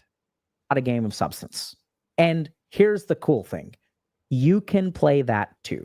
And then your capacity to manage them will increase astronomically. If you don't, and this is like, I don't know if y'all are like this, but if you guys have grown up with narcissists, you'll notice that people are good at handling them, and it pisses us off, right? Because they're like, oh my God, I can't believe these people are humoring these narcissists. They're playing all their games. They're stroking their ego. Yeah, because it works really well.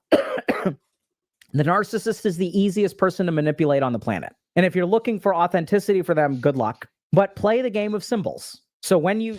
And I don't even know what circumstance he's telling people to play these games in. For the very most part, no contact is the way. Least amount of contact necessary is the way. And emotionally disengaging, if you can't, is the way.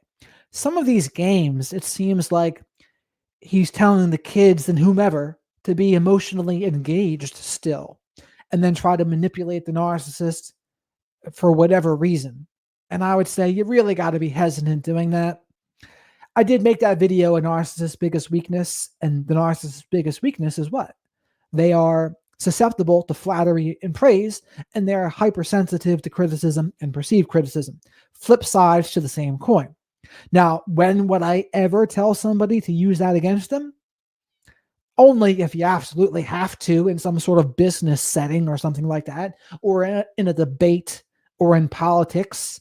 Like we saw Kamala Harris use that against Donald Trump in the debate. So it's like, again, normally you wouldn't have to deal with a narcissist, but when you have to, because it's a debate, well, you can use that tactic. And Kamala Harris, to her credit, she used that tactic very well in that debate. I'm not really a Kamala Harris fan, but I acknowledge she did a great job using Donald Trump's weaknesses against him because she knew that point. Susceptible to flattery and praise, hypersensitive to criticism and perceived criticism. And she played him like a fiddle in that. Just think about the symbol that they're looking for from you. And if you give it to them, the narcissistic behavior will decrease. Now you'll say, aren't you reinforcing this behavior? Yeah, you are. But like, hold the fuck on for a second. Are you telling me that in addition to living your life, you want to therapize this person and behaviorally put them in the right way so that they become a healthy part of society? Like what? Let them have their narcissistic behavior.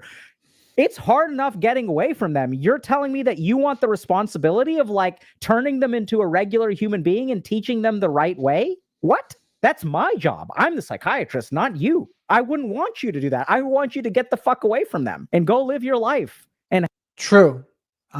He finally said it, but I agree with that. Have fun. And if giving them some symbolic gesture along the way without substance works, then go for it. So you can separate out that substance from that symbol.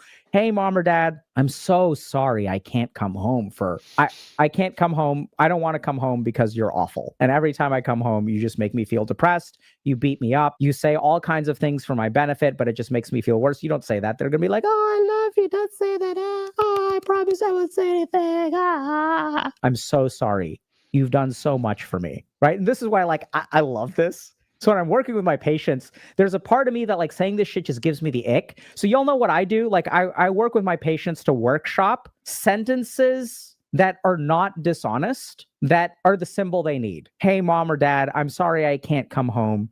You made me the person I am today. The beautiful thing about that sentence is it's not a lie, but it means one thing to you and it means something very different to them. So if that's what you need to do, do it. Right? Like you made me the person I am today. And they're going to be like, oh, tell me how I'm great. And you're like, right? Like on the inside. So I think you can demonstrate the symbols because that's what they're going to respond to. That's what they're looking for, right? The reason they take away the guitar is because they're looking for a symbol of submission. And that's where when I work with people, like what we sort of advocate for, it depends on their individual circumstance, but you should go and live your life. Like every step of living your life is a step that you should take. And then you may need to manage your narcissistic parent as a consequence. So when you go to college, and like, this is where it's just like, okay, when you go to college, you can say, hey, like, I'll miss you a lot, right? Or if you don't want like a misuse, maybe not the right word, so that we can workshop this a little bit. Like, yeah, my life there is going to be completely different from my life here. It's going to be such a drastic change. I don't know how I will handle it. And in your mind, you're like, I don't know if I'm going to get myself balloons. I don't know if I'm going to throw myself a party. I don't know. And then they're like, oh my God, they're going to be crying. It's going to be so hard for them. Enabling holy. Yeah. See, enabling is a really good word. And this is where, like, I would call it, I mean, it's enabling sort of, but really what you're doing is enabling yourself, right? So I'm not saying that you should do it all the time just to keep them calm. I'm saying that you should be calculated with the way that you deal with them. You should understand that they are jealous of you. You should understand that there's a time for a fight and there's a time for peace. You should understand, and this is what honestly, all my patients have taught me this. Well, you do have to pick and choose your battles when you can't go no contact, but his whole framing of some of this, like, again, narcissists can be manipulated because of those reasons I just said, susceptible to flattery and praise, hypersensitive to criticism and perceived criticism, but it won't always be exactly how he says. But you do see it sometimes, right? You do see that, like you saw that with Trump. You see that with other people too. But his whole thing here, I don't know, a little iffy. And with him in general, this guy has a little bit of an ego on him, I would say. And again, he has hundreds of thousands, if not millions, of YouTube subscribers. And it takes a certain kind of person to do that.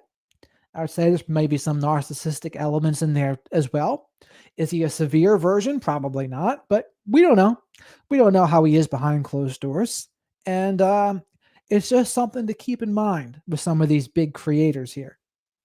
That if you are in a power dynamic with your narcissistic parent, attacking them head on rarely works well. Developing your independence becomes number one, and then you set boundaries. Go for it. There is a time where you stop enabling their behavior. But that's a luxury that only the powerful have, right? And if y'all want to call that enabling, only a luxury that the powerful have, not enabling. I don't know if I agree with that.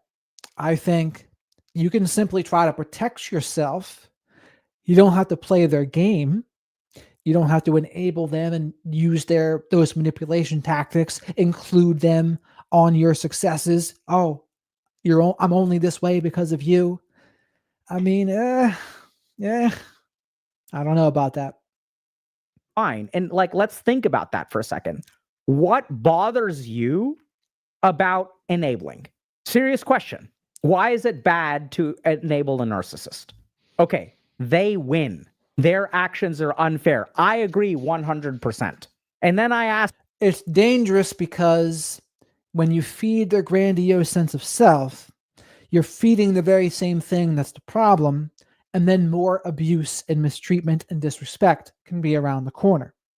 That's one of the problems with enabling, and depending on who is enabling them, you might be enabling other people to be mistreated and harmed, and that's also a problem. So let's see what else he says. Do you want freedom or do you want justice? And then you say, in a perfect world, I'll have both. And I agree with you. Look, if you have the mental fortitude to let them kick you out of their house, live in your car. I've had patients who do this too. Fucking amazing human beings. The truth of the matter is that most of the people that I work with don't have that level of extra resilience. I don't say the people I work with are incredibly resilient. If you grew up with a narcissistic parent, you are incredibly resilient. The problem is all of your resilience has been like, your damage reduction is 90%. Fine, you're incredibly resilient, but you've taken a ton of damage over the years, so you're still at critical health, right? So your damage reduction, your armor rating is different from your HP pool. And when I work with people who have narcissistic parents, what walks into my office is a nubbin that has been ground down by their parents. Now that part's true. I do agree with that. But I want to mention something that LG said here. Said he would be the one to help the parents see the child's needs, and he teaches the child how to play the game of the narcissist. And I think what happens is in the therapy world, especially the people that have the old school view of narcissism, they don't like the cut and dryness of the narcissistic abuse space. They don't like the just go no contact method. And that can be for various reasons. One reason might be they might lose a client if they were to do that. And again, if they don't want people to learn from people like me or other people in the space that are like me. Why? They lose a client when that happens. And there'd be the ones that really want to make sure that the person's a narcissist, or they'll tell you to empathize with the narcissist, try to be more understanding, or they'll do what Dr. Salerno said, right? They'll say, you can't talk about someone that's not in the room. So they try to focus on the person in front of them. But what does that do? It invalidates the person in front of them. So again, but these are things you have to know that's going on with the professionals. A lot of people don't understand that, but that's part of that's part of the business, right? We live in a capitalistic society, and if they're running a business, their financial motives can come into play, and it would be a mistake to not be aware of that. I have to say. But if he tells the narcissist the truth, he will no longer be the therapist. He's teaching kids to put energy into managing narcs instead of themselves. Yeah, it does seem that way, doesn't it? I don't think it's good. We live in a world of deception. Yes, we do. LG exact self-preservation for this guy. Yes. Yeah, it's the business, right? It's the business side of things. And the people who don't know any better, maybe they want to give this guy the best of motivations, so they don't think about the business side motivations. And that would simply be a mistake. Don't have a whole lot left, honestly. And the path to freedom for them involves slow playing it, involves enabling behavior that pisses them off, involves some degree of empathy and understanding that if I want to get what I want, I have to play this person's game for a while. So what if you feel guilty for going no contact? Excellent question. That's where, once again, empathy, understanding, and compassion will be your antidote to guilt. The understanding, and here's the key thing about guilt around narcissistic parents. You can't change them. You can't. They have to want to change. And so I also have a lot of patients that develop healthy relationships with their narcissistic parents in some form. And that's another thing I'd be cautious of saying to anybody, because again, it would all depend. It would depend on how severe they are as a narcissist. It would depend on the disrespect, and it would depend on each individual person. Like I said, there can be a point way down the line, if you've already done some healing, you healed the CPTSD, you healed the trauma bond, and maybe you want to go limited contact, but you're completely aware of what's going on. You're completely aware of exactly what you're putting yourself into. Okay. But would that still be a healthy relationship? Usually not. Because that's the thing with narcissistic people in general. The trust is gone. And you don't feel emotionally safe with them. And will you ever feel emotionally safe with them if they're a narcissist? I would say no. Usually not. Usually not. And that's why the best I could ever say that someone could hope for is maybe an emotionally shallow relationship. But anything outside of that, I think it's pushing it. It's pushing it too far. It is like relatively healthy. And that's because once they do this kind of stuff, once they demonstrate the symbols, calm down the narcissistic defense. And this is crazy, but understand this, okay? Once you demonstrate the symbols and you calm down the narcissistic defense, then when you speak, they will be able to hear you. Sometimes they still can't. I've worked with some people that really can't. But sometimes they can hear something really small. Hey, I want to come home for the holidays. I feel guilty about not coming home for the holidays. But honestly, every time I come home, the things that you say make me feel so bad about myself. And this is where, if you're talking to a narcissist, remember, we're focusing on the symbols, not the substance. That means focus on their actions, not their impact. Not you hurt me, not you don't love me, not I'm disappointed in you. They don't know what to do with that shit. The words you say when you call every single day, when you call, the first thing that you tell me is how I don't answer the phone. That makes it hard for me to answer the phone. Be very concrete. And it's possible. Like, I have hope. Now, next thing that we got to talk about, I guess the last thing, is living with a narcissistic parent is one of the saddest things that I've encountered as a psychiatrist. And it's like kind of a weird reason. The really sad thing about having a narcissistic parent is that the moment you have a narcissistic parent, you lose a parent. Like, you don't have a regular parent. You don't have a loving parent. Like, a narcissistic parent is a replacement for a good parent. Like, they come in and they take the opportunity for you to have a good parent in your life and they take it away. If you're lucky and you're blessed, hopefully you have one good parent who's not narcissistic, who's helps you and supports you and loves you and all that kind of stuff. And the grief of having a narcissistic parent is profound.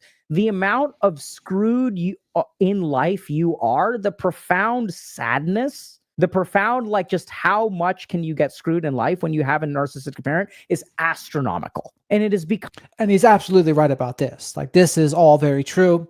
When you have a narcissistic parent, the compound effect of that can be devastating over your life, as opposed to a supportive, encouraging, and loving parent that tries their best to love you unconditionally, versus the narcissistic parent who loves you conditionally, with exceptions, with strings attached, who guilt trips you, who tears you down.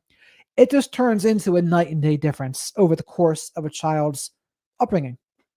Because that feels so bad that doing these symbolic gestures is so hard. It's like, if I've lost all of this and this parent has taken all of this away from me, you want me to humor them. You want me to have a symbol of kindness. You want me to lay down and take it. That's one step too far. I'm at 1 HP. I cannot give a single more hit point. It's so hard because of the grief. The sense of loss is profound.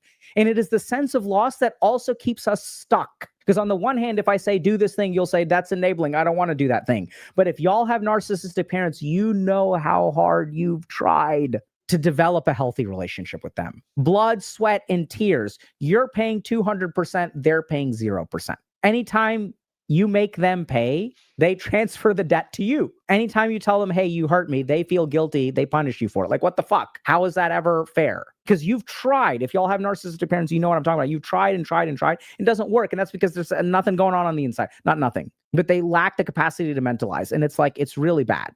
And the other thing that makes this grief so bad, and this is why, like, I'm really grateful. I don't know if psychologists get these kinds of opportunities. I'm not saying that psychiatrists are better than psychologists. And I mention that because I'm afraid it's going to come off that way. But I really love being a medical doctor. And the reason for that is, like, I will get consulted in places like the neuro ICU because there's someone who's in a coma. And when someone's in a coma, it's a very special kind of grief, devastating kind of grief. See, if you have a spouse that dies, they're gone and you can grieve and move on. When they're in a coma, grieving is really difficult because they're not there practically, but you can't afford to grieve and let go because they could wake up tomorrow. What if you move on and they wake up? What if you get remarried and they wake up? Like, then what the fuck? And honestly, when I work with patients who have narcissistic parents, the grief that they experience is not the grief of death. It's the grief of coma, because you're holding on to hope that one day your parent may wake up. One day your parent may realize what they've done to you. One day there's an opportunity that you have had this asshole parent your whole life, but oh my God, all you want is a mother who understands and loves you. All you want is a mother who, instead of punishing you, takes your pain away. All you want is a mother who takes 200% of the work and leaves you with a 0% of the work. That's what other people get, man. They get moms who tank shit for them. And so part of healing is accepting that that's not going to be how it is. That's one of the first steps, right? You have to accept what they are not going to be for you. If you can't accept that first piece, then I think you're setting yourself up for failure.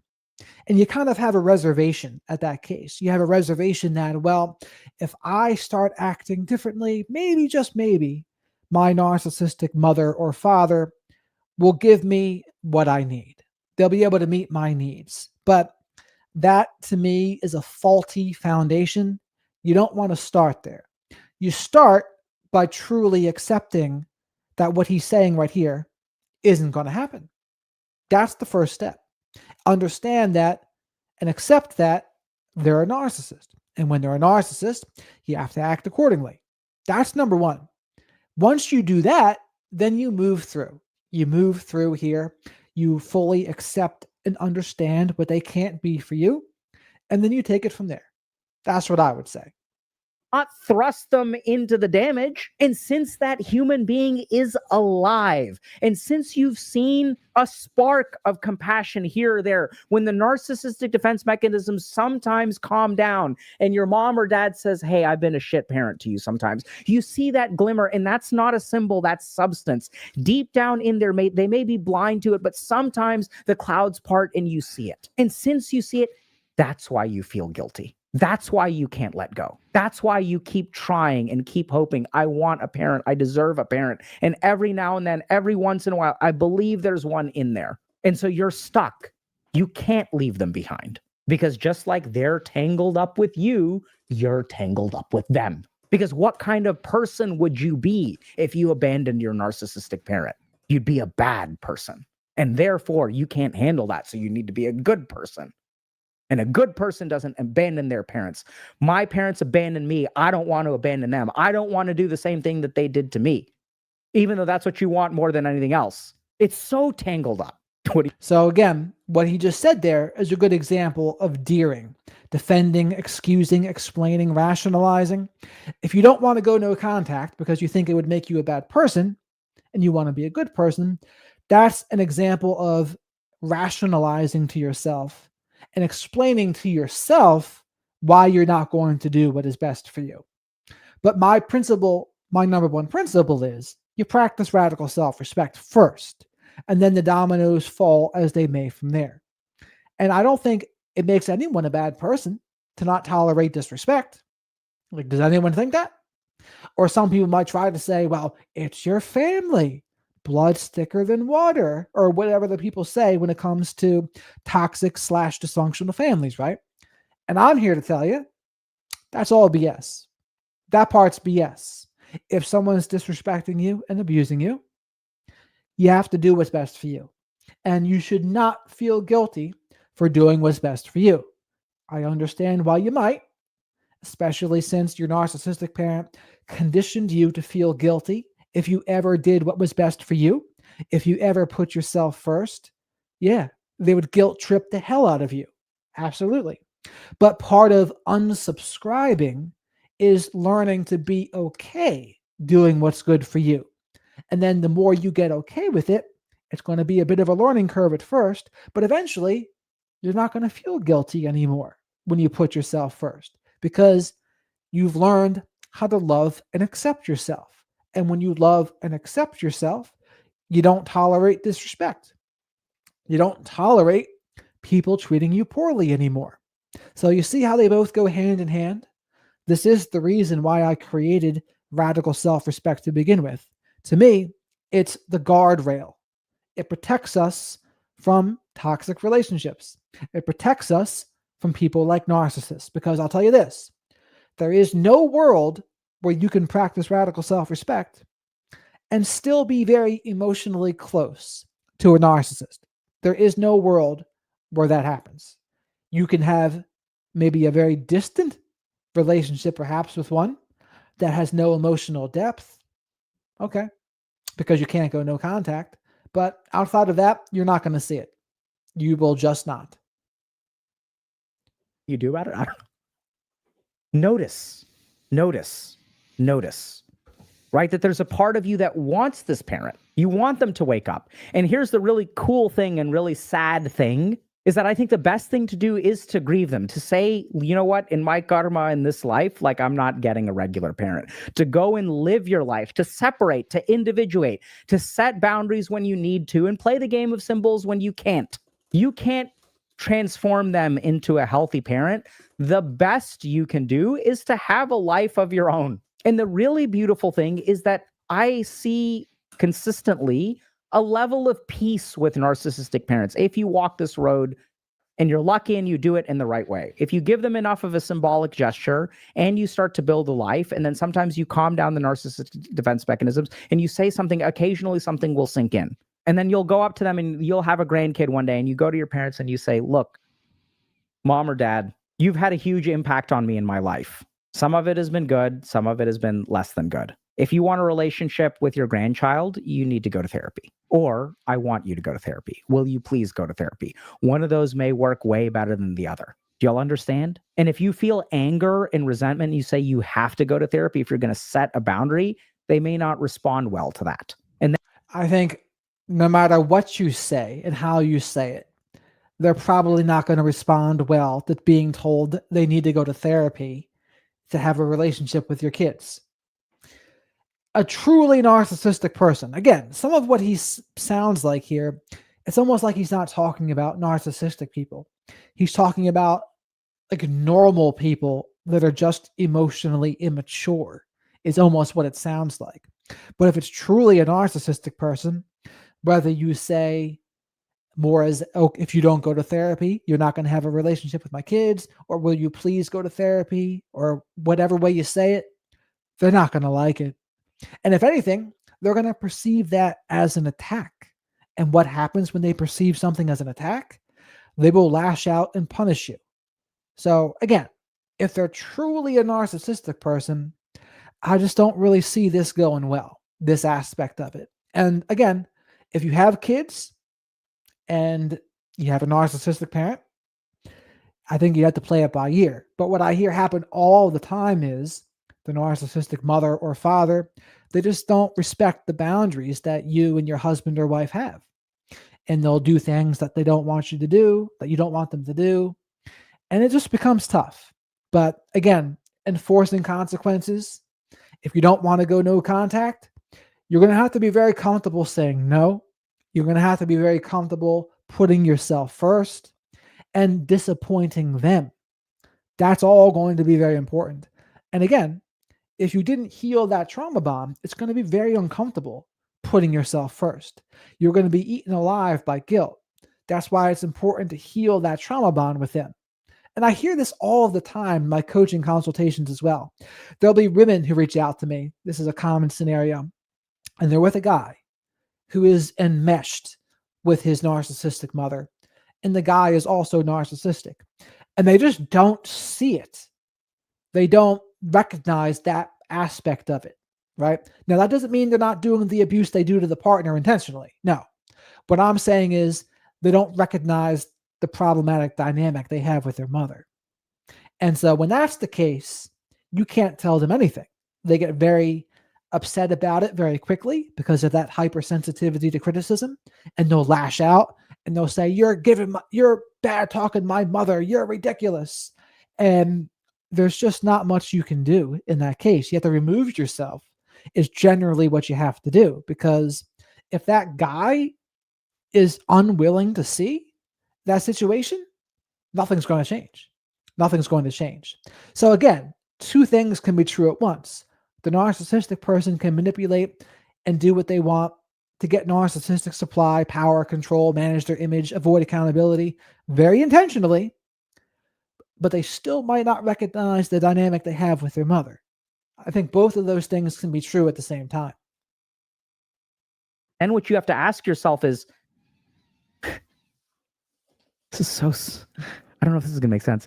Sometimes my patients will say things to their narcissistic parents that they know their parents cannot handle. You need to go to therapy. Deep down, you know, if you say that, they never fucking will. And if they never fucking will, then there won't be any repair. And if there's never any repair, then you won't have to do any work, and you can just go to your grave hating them. Such sweet, simple, so easy. It's hard, but it can be easy.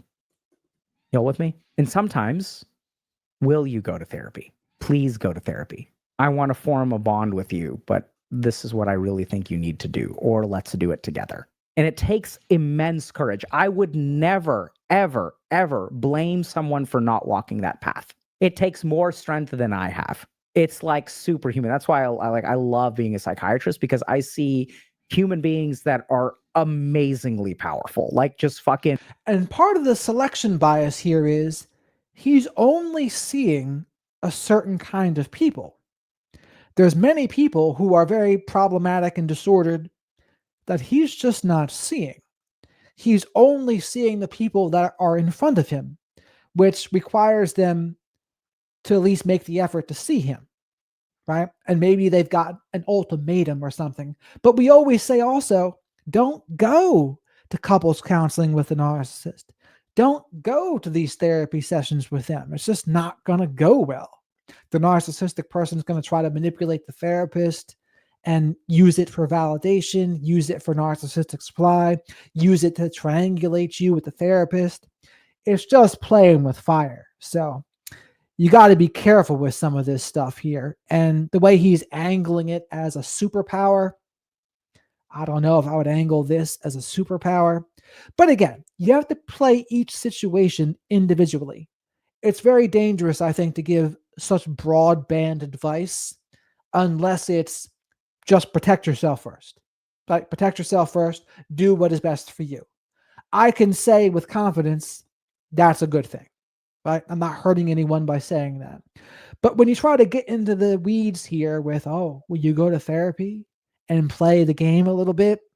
Now it really does depend more on what that specific situation is like, because there's many situations when I would not recommend that at all.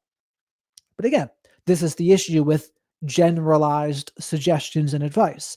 When you don't know a specific situation, what someone is saying might not apply to that situation. That's why I believe that human beings have a spark of divinity, not because of the yoga stuff, because I've seen some human beings who've had such shit lives that can somehow dig deep and have like compassion, be willing to do more work. They've been doing 200% of the work. Their narcissistic parent has been doing 0. And they say, I'll do 250, you do 50. And it's wild, y'all. And if you don't have that strength, like, that's okay. Like, I don't think it's possible for humans to, generally speaking, have that strength. So it's hard. If y'all want to set boundaries, if you want to be angry, I think it's completely reasonable. But if you're not in a position to do that, understand narcissism, understand your parent. You can't change the weather, but it sure as hell helps to know what's coming down the road and how it works so you can prepare appropriately. Let's do questions. And that part's true. Understanding is good, as long as you have the right understanding of what's going on. If you learn the wrong things, now that's not understanding. That's more like being deluded, not the same, and maybe even deceived. Question number 1. Having grown up with a narcissistic parent, how do I avoid becoming a narcissistic parent myself? Easy. Don't have kids. We're going to give him a headlining act at the Chuckle Hut. Right. Okay. But no, that's not the real answer. Y'all got to remember, I'm an internet troll too. The first is, if you're afraid of this, you should be. So there's a lot of evidence that shows that growing up with a parent with a personality disorder is a really good way to imbue the personality disorder in the child. And that's for several reasons, right? The genetic component is one of the bigger reasons. And then whatever environmental component you believe exists, well, they're going to be narcissistically abusing their children. So it's both, right? I would say the genetic component's there, and they have the environmental component. So there's probably a certain amount of genetic inheritance, but then there's all other kinds of like developmental things, right? So there's a developmental component and a genetic component. So if you're concerned about being a narcissistic parent, that's a step in the right direction. The other cool thing is it actually solves like 30% of the problem right there. So if you sort of think about what is the core problem of a narcissistic parent, it is a lack of awareness that they are a narcissistic parent. They have all of these defense mechanisms that prevent them from seeing. No. I think some of them are aware there's an issue. They just won't recognize what the issue is. They don't admit the issue. And the defensive part, no. Offensive, intentional, not just defensive. Occasionally, I think it can be defensive, but you can't say the one without the other. You need to see the offensive and intentional part too. What they are. So if you have the wherewithal to ask the question, that is already 1/3 or maybe even 70% of the work right there. So in psychiatry, the people who make the worst mistakes are the people who lack awareness that they could be making a mistake. So people who deny that they have an addiction are the ones who develop the worst addictions, right? People who think that their level of anxiety is normal or ADHD is normal, or they're like, oh, like I thought everybody was like this. They're the ones who struggle the most. So if you're even concerned about it, that is a huge step. Because if we think about, is your narcissistic parent concerned about being a narcissistic parent? Chances are no. So that's correct. Chances are they're probably not concerned. It doesn't mean they might not realize something's up, but they're just not going to admit it. And it is a good sign, just the fact that someone's concerned about being a narcissistic parent themselves. That's a good sign. It's a good sign that you at least have a little bit of empathy and concern, and you don't want to hurt your children. That's a good sign. It's huge. The second thing is, if we look at the fundamental treatment for narcissism, it is about mentalization, or that's the one that I like the best. So you can do like psychoanalysis and stuff, but I like mentalization a lot. So mentalization is an understanding that your actions come from things within you. So if we look at this example, this mom has no idea why they remove art supplies. They come up with some answer in their head, but they don't dig deeper. So anytime you engage in a behavior, what was I thinking? What was I feeling? If I had not done this, what would I have felt? So the more that you have insight into yourself, the less narcissistic you will become. And those are good suggestions, asking those questions of ourselves. Why did I do this? What would I have felt if I didn't do this? And to answer from the narcissist point of view, why did they do this? Why did they throw out their children's thing? Well, my child's autonomy threatened my need for power and control. I didn't like that. I wanted my child to be a certain way, and they were not. And they were trying to do their own things. And when they were doing their own things, they weren't meeting my needs the way I wanted them to. So instead, what I did to punish them, I threw that out to teach them a lesson, to say, no, you need to put me number one, not yourself and your kids. You need to continue, or you and my kids, you need to continue to abandon yourself for me. That's what the narcissist is probably thinking and feeling. Okay. Next thing about avoiding narcissism is we have a lot of stuff about like ego and the development of confidence and the reduction of ego. So all of those kinds of practices, like shunya-oriented meditations, in my clinical practice seem to help people who have narcissistic personality structures. So there are certain practices that we do that we develop a sense of self that can be incredibly helpful. You can always go to therapy. That's always helpful for narcissism if you're concerned about it. And then the last thing is that remember that the core problem of narcissistic parenting is a lack of individuation of your child from you. So the key question that I would ask people who do not want to become narcissistic parents is, when you become a narcissistic parent and your child wants to do something, how does that reflect on you? The more aware of that connection you are, the less narcissistic you will become. Now, that's a good question.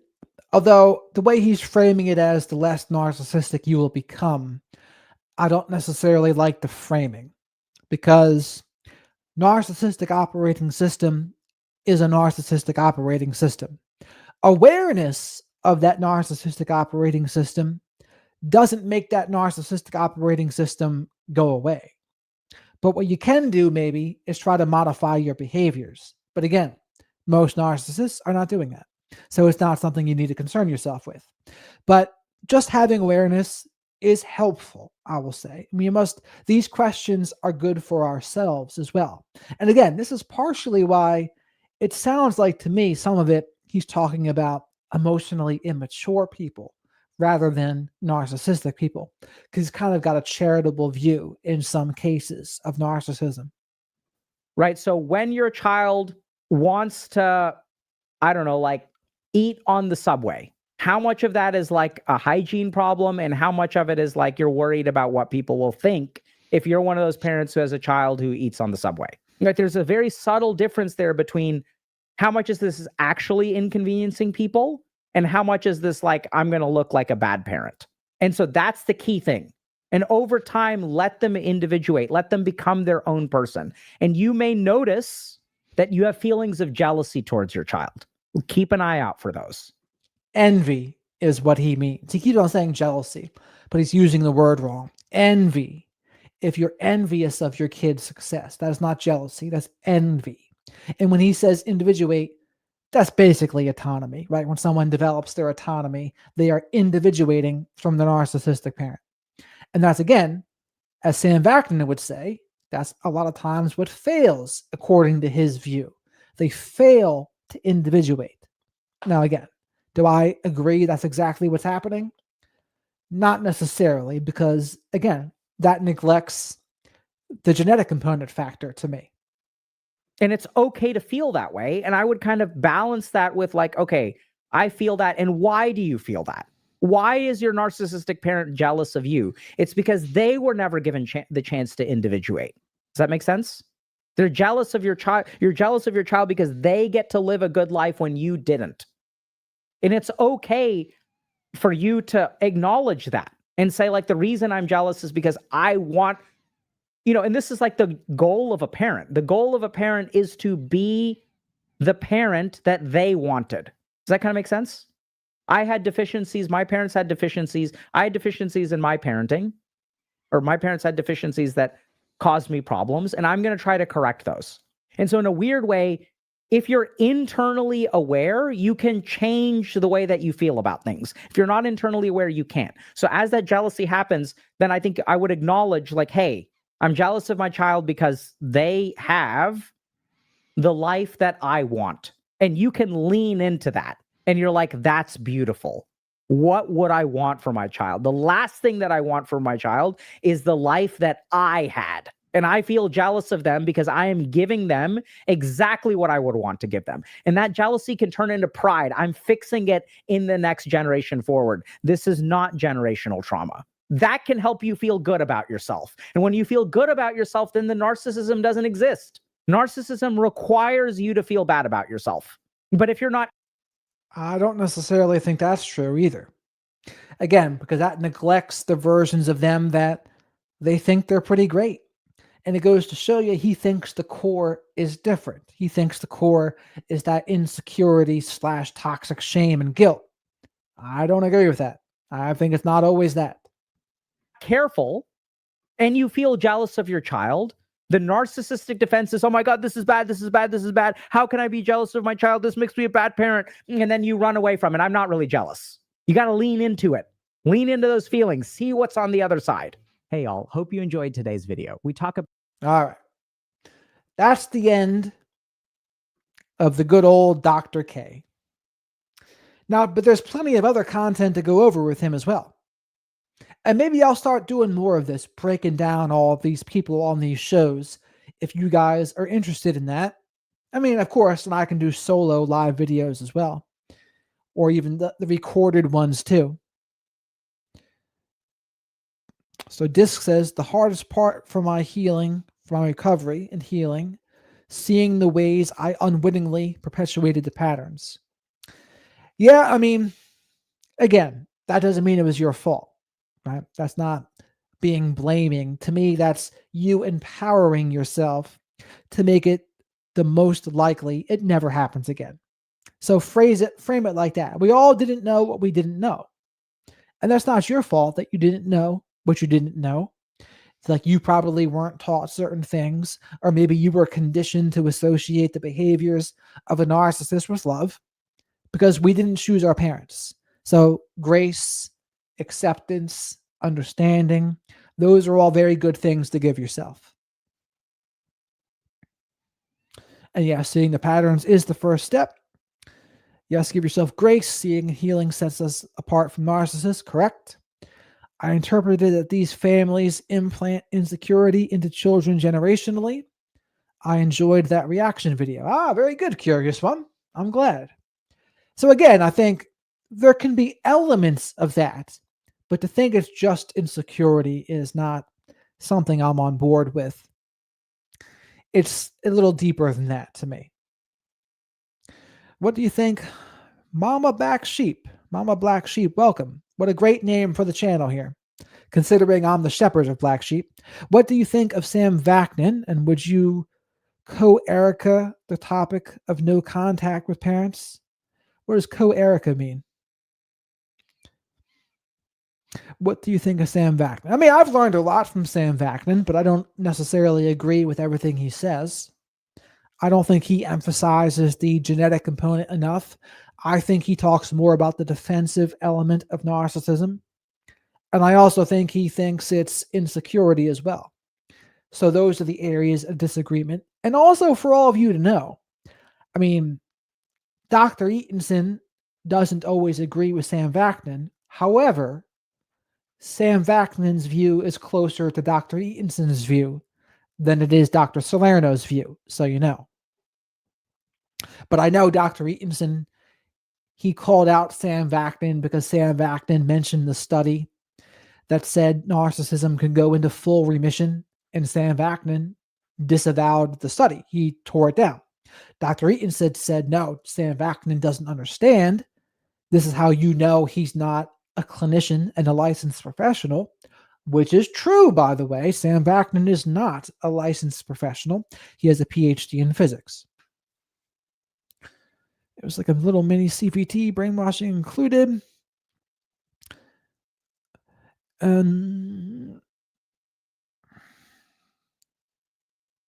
would cover, I mean, generally speaking, if they're a moderate to severe narcissist, I would generally say co-parenting, or excuse me, no contact is the way to go. The only times I wouldn't say that, if it's like, one, you have to heal yourself. And if their narcissism is on a much less severe scale, it's still going to be a problem, more than likely, but it might not be no contact worthy. But again, I hesitate to even say that without knowing someone's situation. Generally speaking, if they're disrespecting you, they're abusing you, exploiting you, and they feel entitled to your time and attention, and they don't respect your autonomy, that's not going to go well. That's not going to go well. And that's why we say, if they can't respect the boundaries, and it doesn't matter when you enforce consequences, the only choice left is no contact, or at least the amount of contact necessary. And then you're protecting yourself, right? You protect yourself is if you can't go no contact physically, you can emotionally cut yourself off from them just as a way to be safe.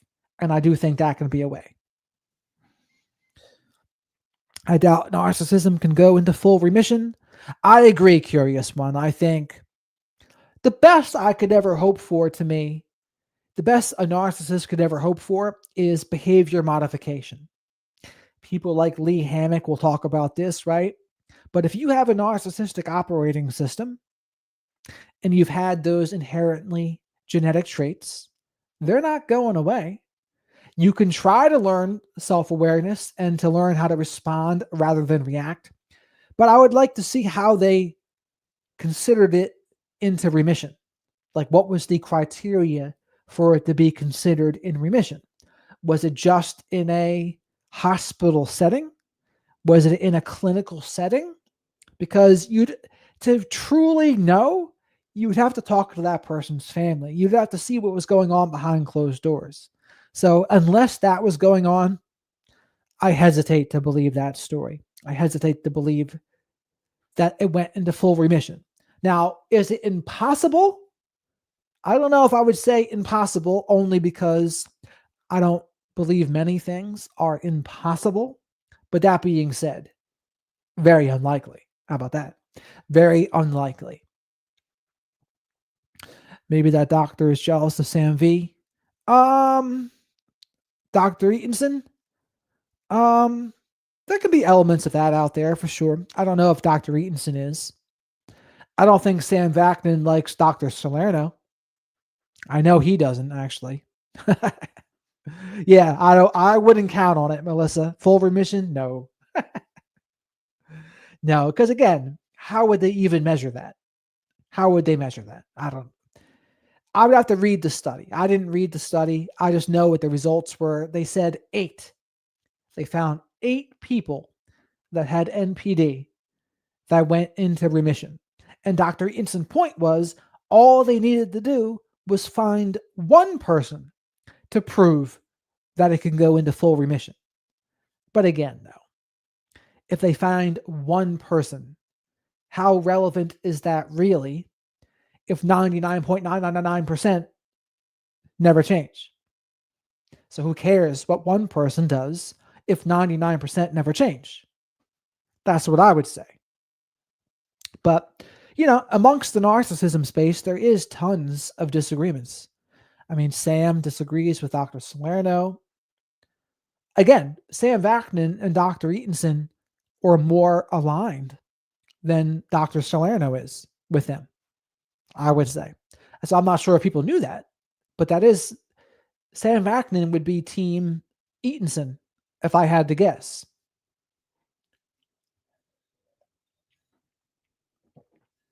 But Dr. Salerno would be team Dr. Simon, which is also important to know. But all right. I hope you enjoyed the breakdown here of Dr. K. I might have something for you all tomorrow too. I have to figure it out. To figure out what I would go over. I do believe in miracles, but those definitely are rare. I would agree with that, LG. I would definitely agree. And also, if any of you have any videos you want to see me break down, definitely let me know, and I will check them out too. I mean, there's tons of Dr. Romney videos out there. There's tons of Dr. K videos, Andrew Wilson from last night. And again, that debate with Andrew Wilson was 6 hours long, but who's got time for that? The point of what I was saying about him was when you confront a narcissistic person with the truth and they lash out in rage, they're showing their double standards. They're showing they're a hypocrite. And that's what he did. That's what Andrew Wilson did. I'm not very good with discussions where some of these psychologists are concerned. Well, they have the old school beliefs, I would say. Dr. K has the old school beliefs of it. So this is what I would say is the Masterson and the people of that ilk. But there's new research. There's new research now. There's new research. Things get updated. And some people are kind of left behind, for lack of a better word. And one of the clues is they focus on that insecurity piece. If you see them speaking about the insecurity, toxic shame, guilt, that's an indicator. Okay, they're talking about older school information. And what they'll tell you is, well, all of this is peer-reviewed literature, which it is. But the definition of peer-reviewed literature is just that the study or the paper the methods were sound. It doesn't endorse the findings. People make that mistake all the time. Peer-reviewed is not an endorsement of the findings, especially in the social sciences. So yes, you can say that information is peer-reviewed. However, that's not an endorsement of the findings. And there's been a lot of research since then that is also peer-reviewed, which in some cases contradicts the older research. So what would you believe? The new research or the older research? I would say you should probably trust more the newer research in most cases. But the other thing with social sciences is the studies that rely on self-reports. To me, you can't trust them. You can't trust studies that are involved with self-reports. Secondly, there's a replica crisis in the social sciences and their studies. That means they can't be duplicated. They said up to 50%, if not more, can't be duplicated. That's another thing to know. And the third thing to know is when you observe a process, it changes the process. So you're no longer looking at things as they would really be in the wild. You're observing a process, and when you observe it, you risk changing the process. So those are the reasons why studies are not my favorite in the social sciences. What I try to do is I use my eyes. I see and I observe. Now, people like Chris Williamson, they're always citing the studies. They got a new study to cite every week. And it's like, I mean, it's okay. It's one thing to talk about as a conversation starter, but in terms of trusting it, not my favorite. Thank you for gentle and supportive deconstruct. Hugs to bad arse, good-hearted survivors. I love it. Dr. E, I think that's the one who debated Dr. S. Correct, Melissa. Dr. Eatonson debated Dr. Salerno. I did a breakdown of Dr. Romney the other day. I agreed more with Dr. Romney, I think, than I did with Dr. K tonight. The only thing I disagreed with about Dr. Romney was she was saying how if someone tells her that their 17-year-old kid is narcissistic, to call her back in 10 years.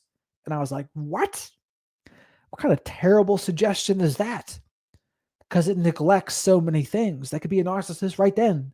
And they're going to destroy their life, other people's lives. And it's just, no. If they have an issue, they could have an issue at 17. You don't need to wait till they're 27. And what do you think about the spiritual component?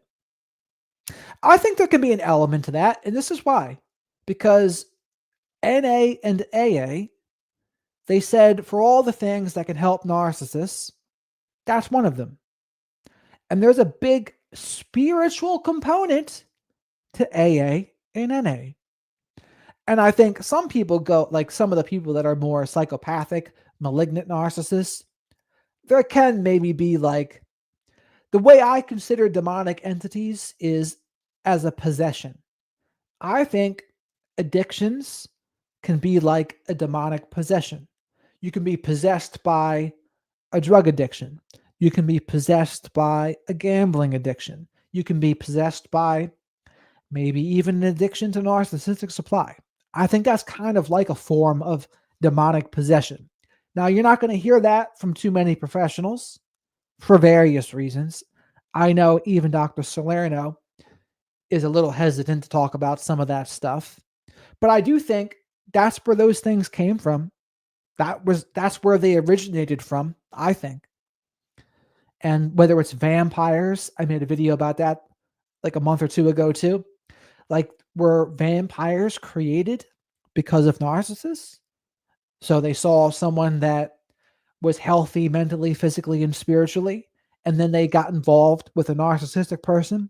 And then as time went on, now they're drained mentally, physically, emotionally, spiritually.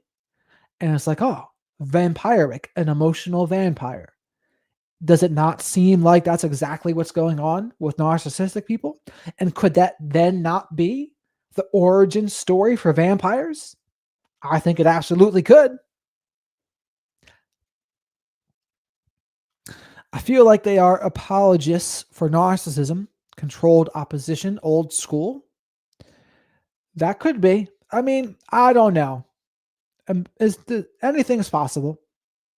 I definitely believe in the spiritual component. I'm a practicing Christ follower. I could say you'd say about the Jezebel spirit, right? Or the Judas. Is there a Judas spirit too? Insolent Pride, Biblical Perspectives on Narcissism is a good blog. Okay. I'll have to check that out. Good point. Thank you, Melissa. So it's called Biblical Perspectives on Narcissism. That seems like a good one to check out. I have to write it down.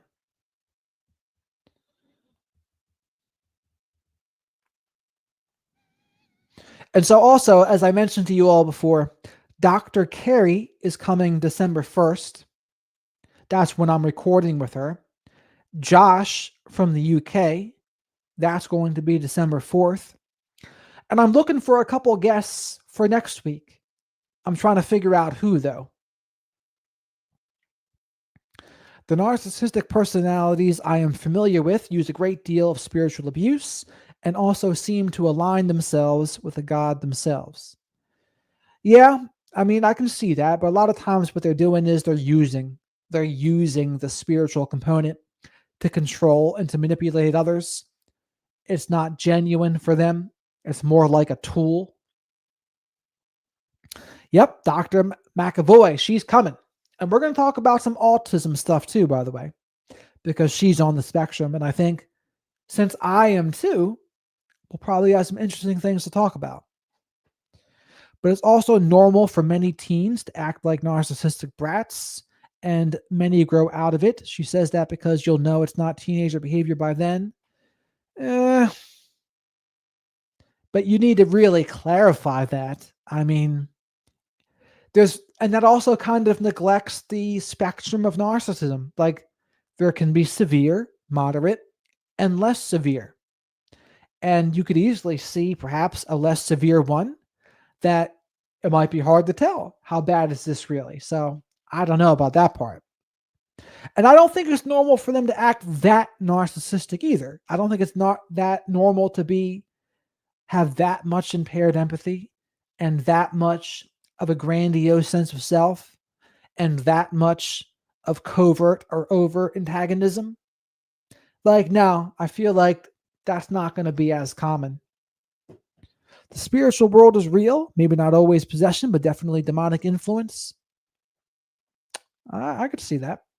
Danielle from hell. Welcome to the chat here. And I don't know. I mean, to me, Gem Girl, that would be more emotional immaturity is maybe something that they can grow out of. But even then, some people never grow out of emotional immaturity.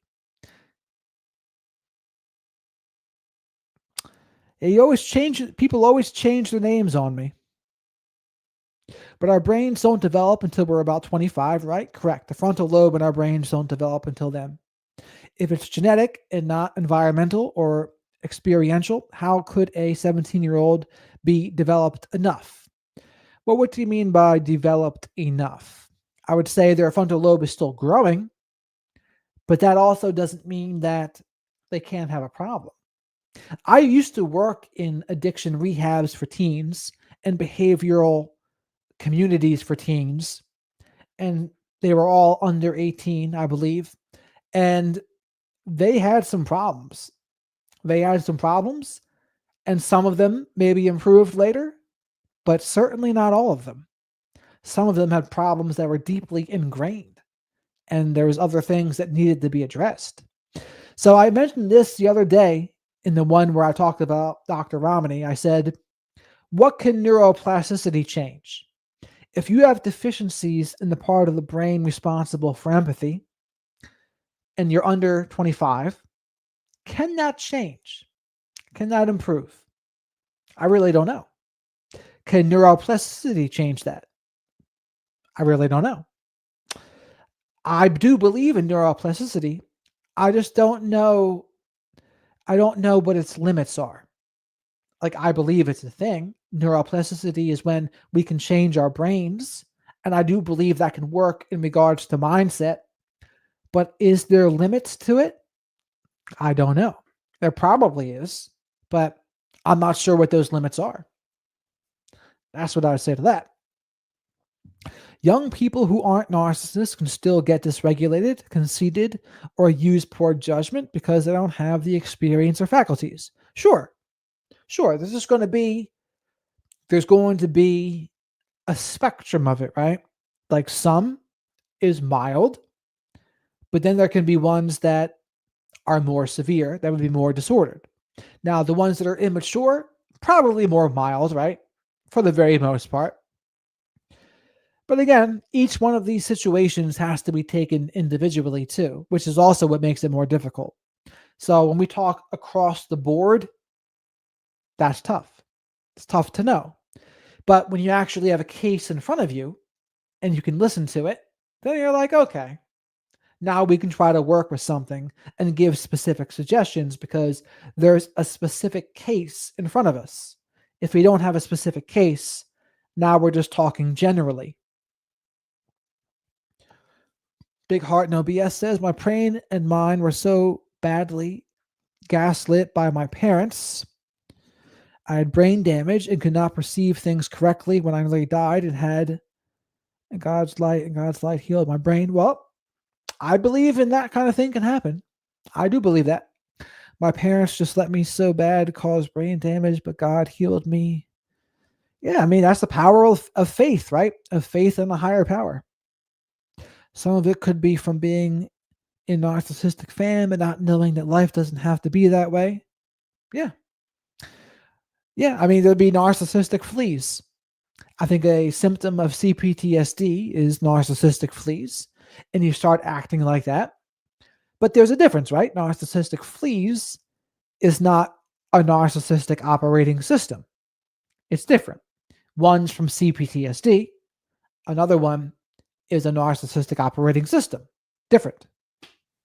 George, late. Late, George. Maybe you were creeping. But again, it's hard to know though, right? Because immaturity can be a thing in a teenage year.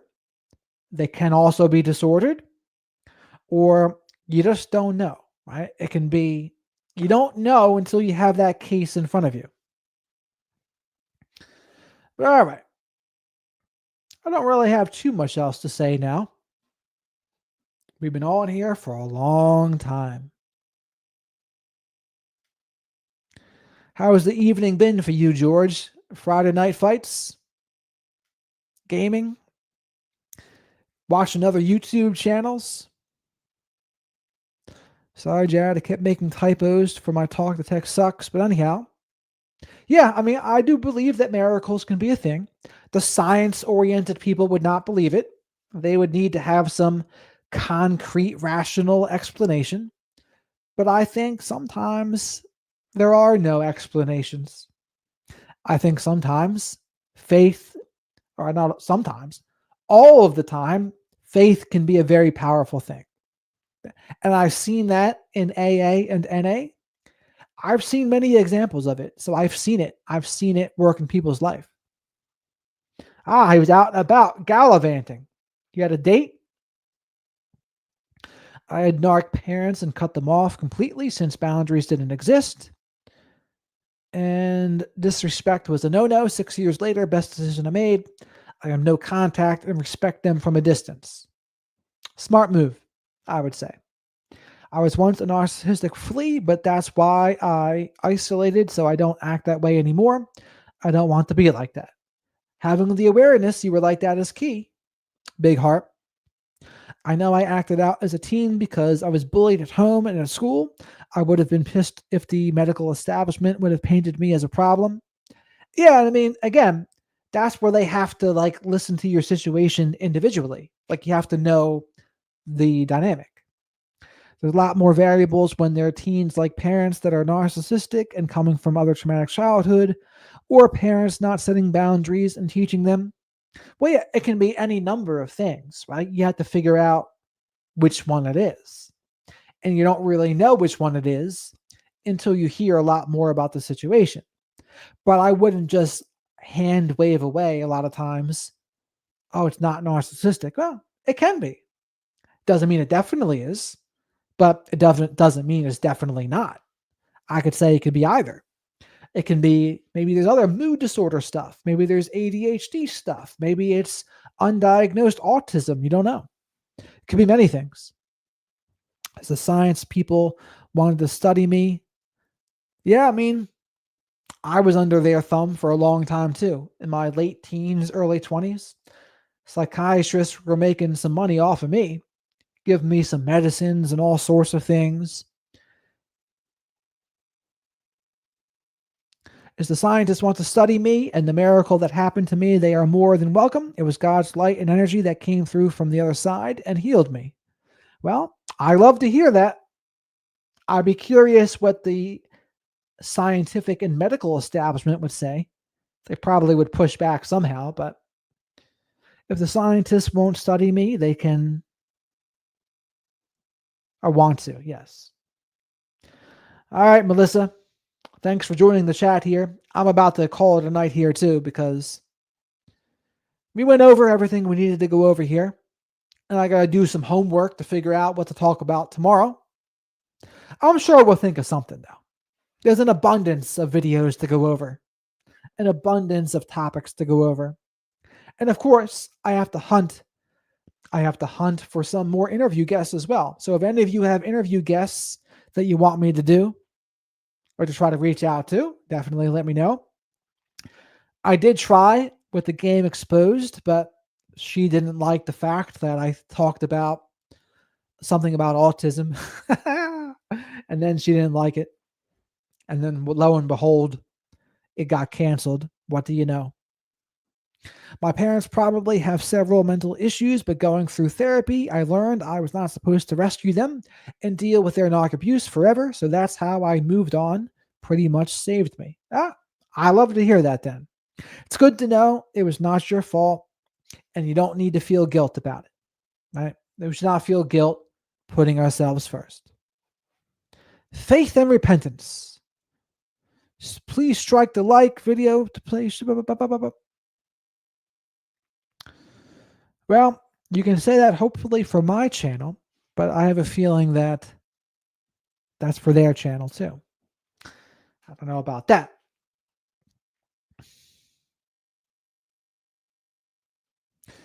All righty. Faith and repentance. Was your name something different before?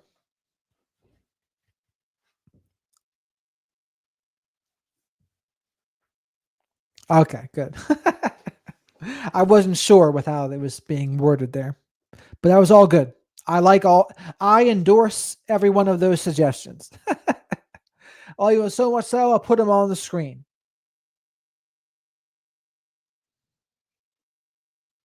Very good.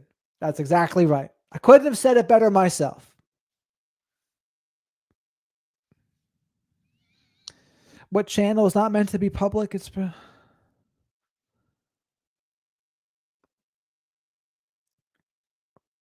oh, okay. I get you. Yeah, that makes sense. That makes sense. All right, everybody. Thanks for all the kind words and thanks for watching. And I'll have something else for you tomorrow or the next day. Good night, Big Heart. And good night, Faith and Acceptance. Good night, Disc. Good night, Ellie. Oh, I hadn't seen her for a minute. Good night, Lisa. Good night, Curious One. Good night, George. Good night, Melissa. She already signed off.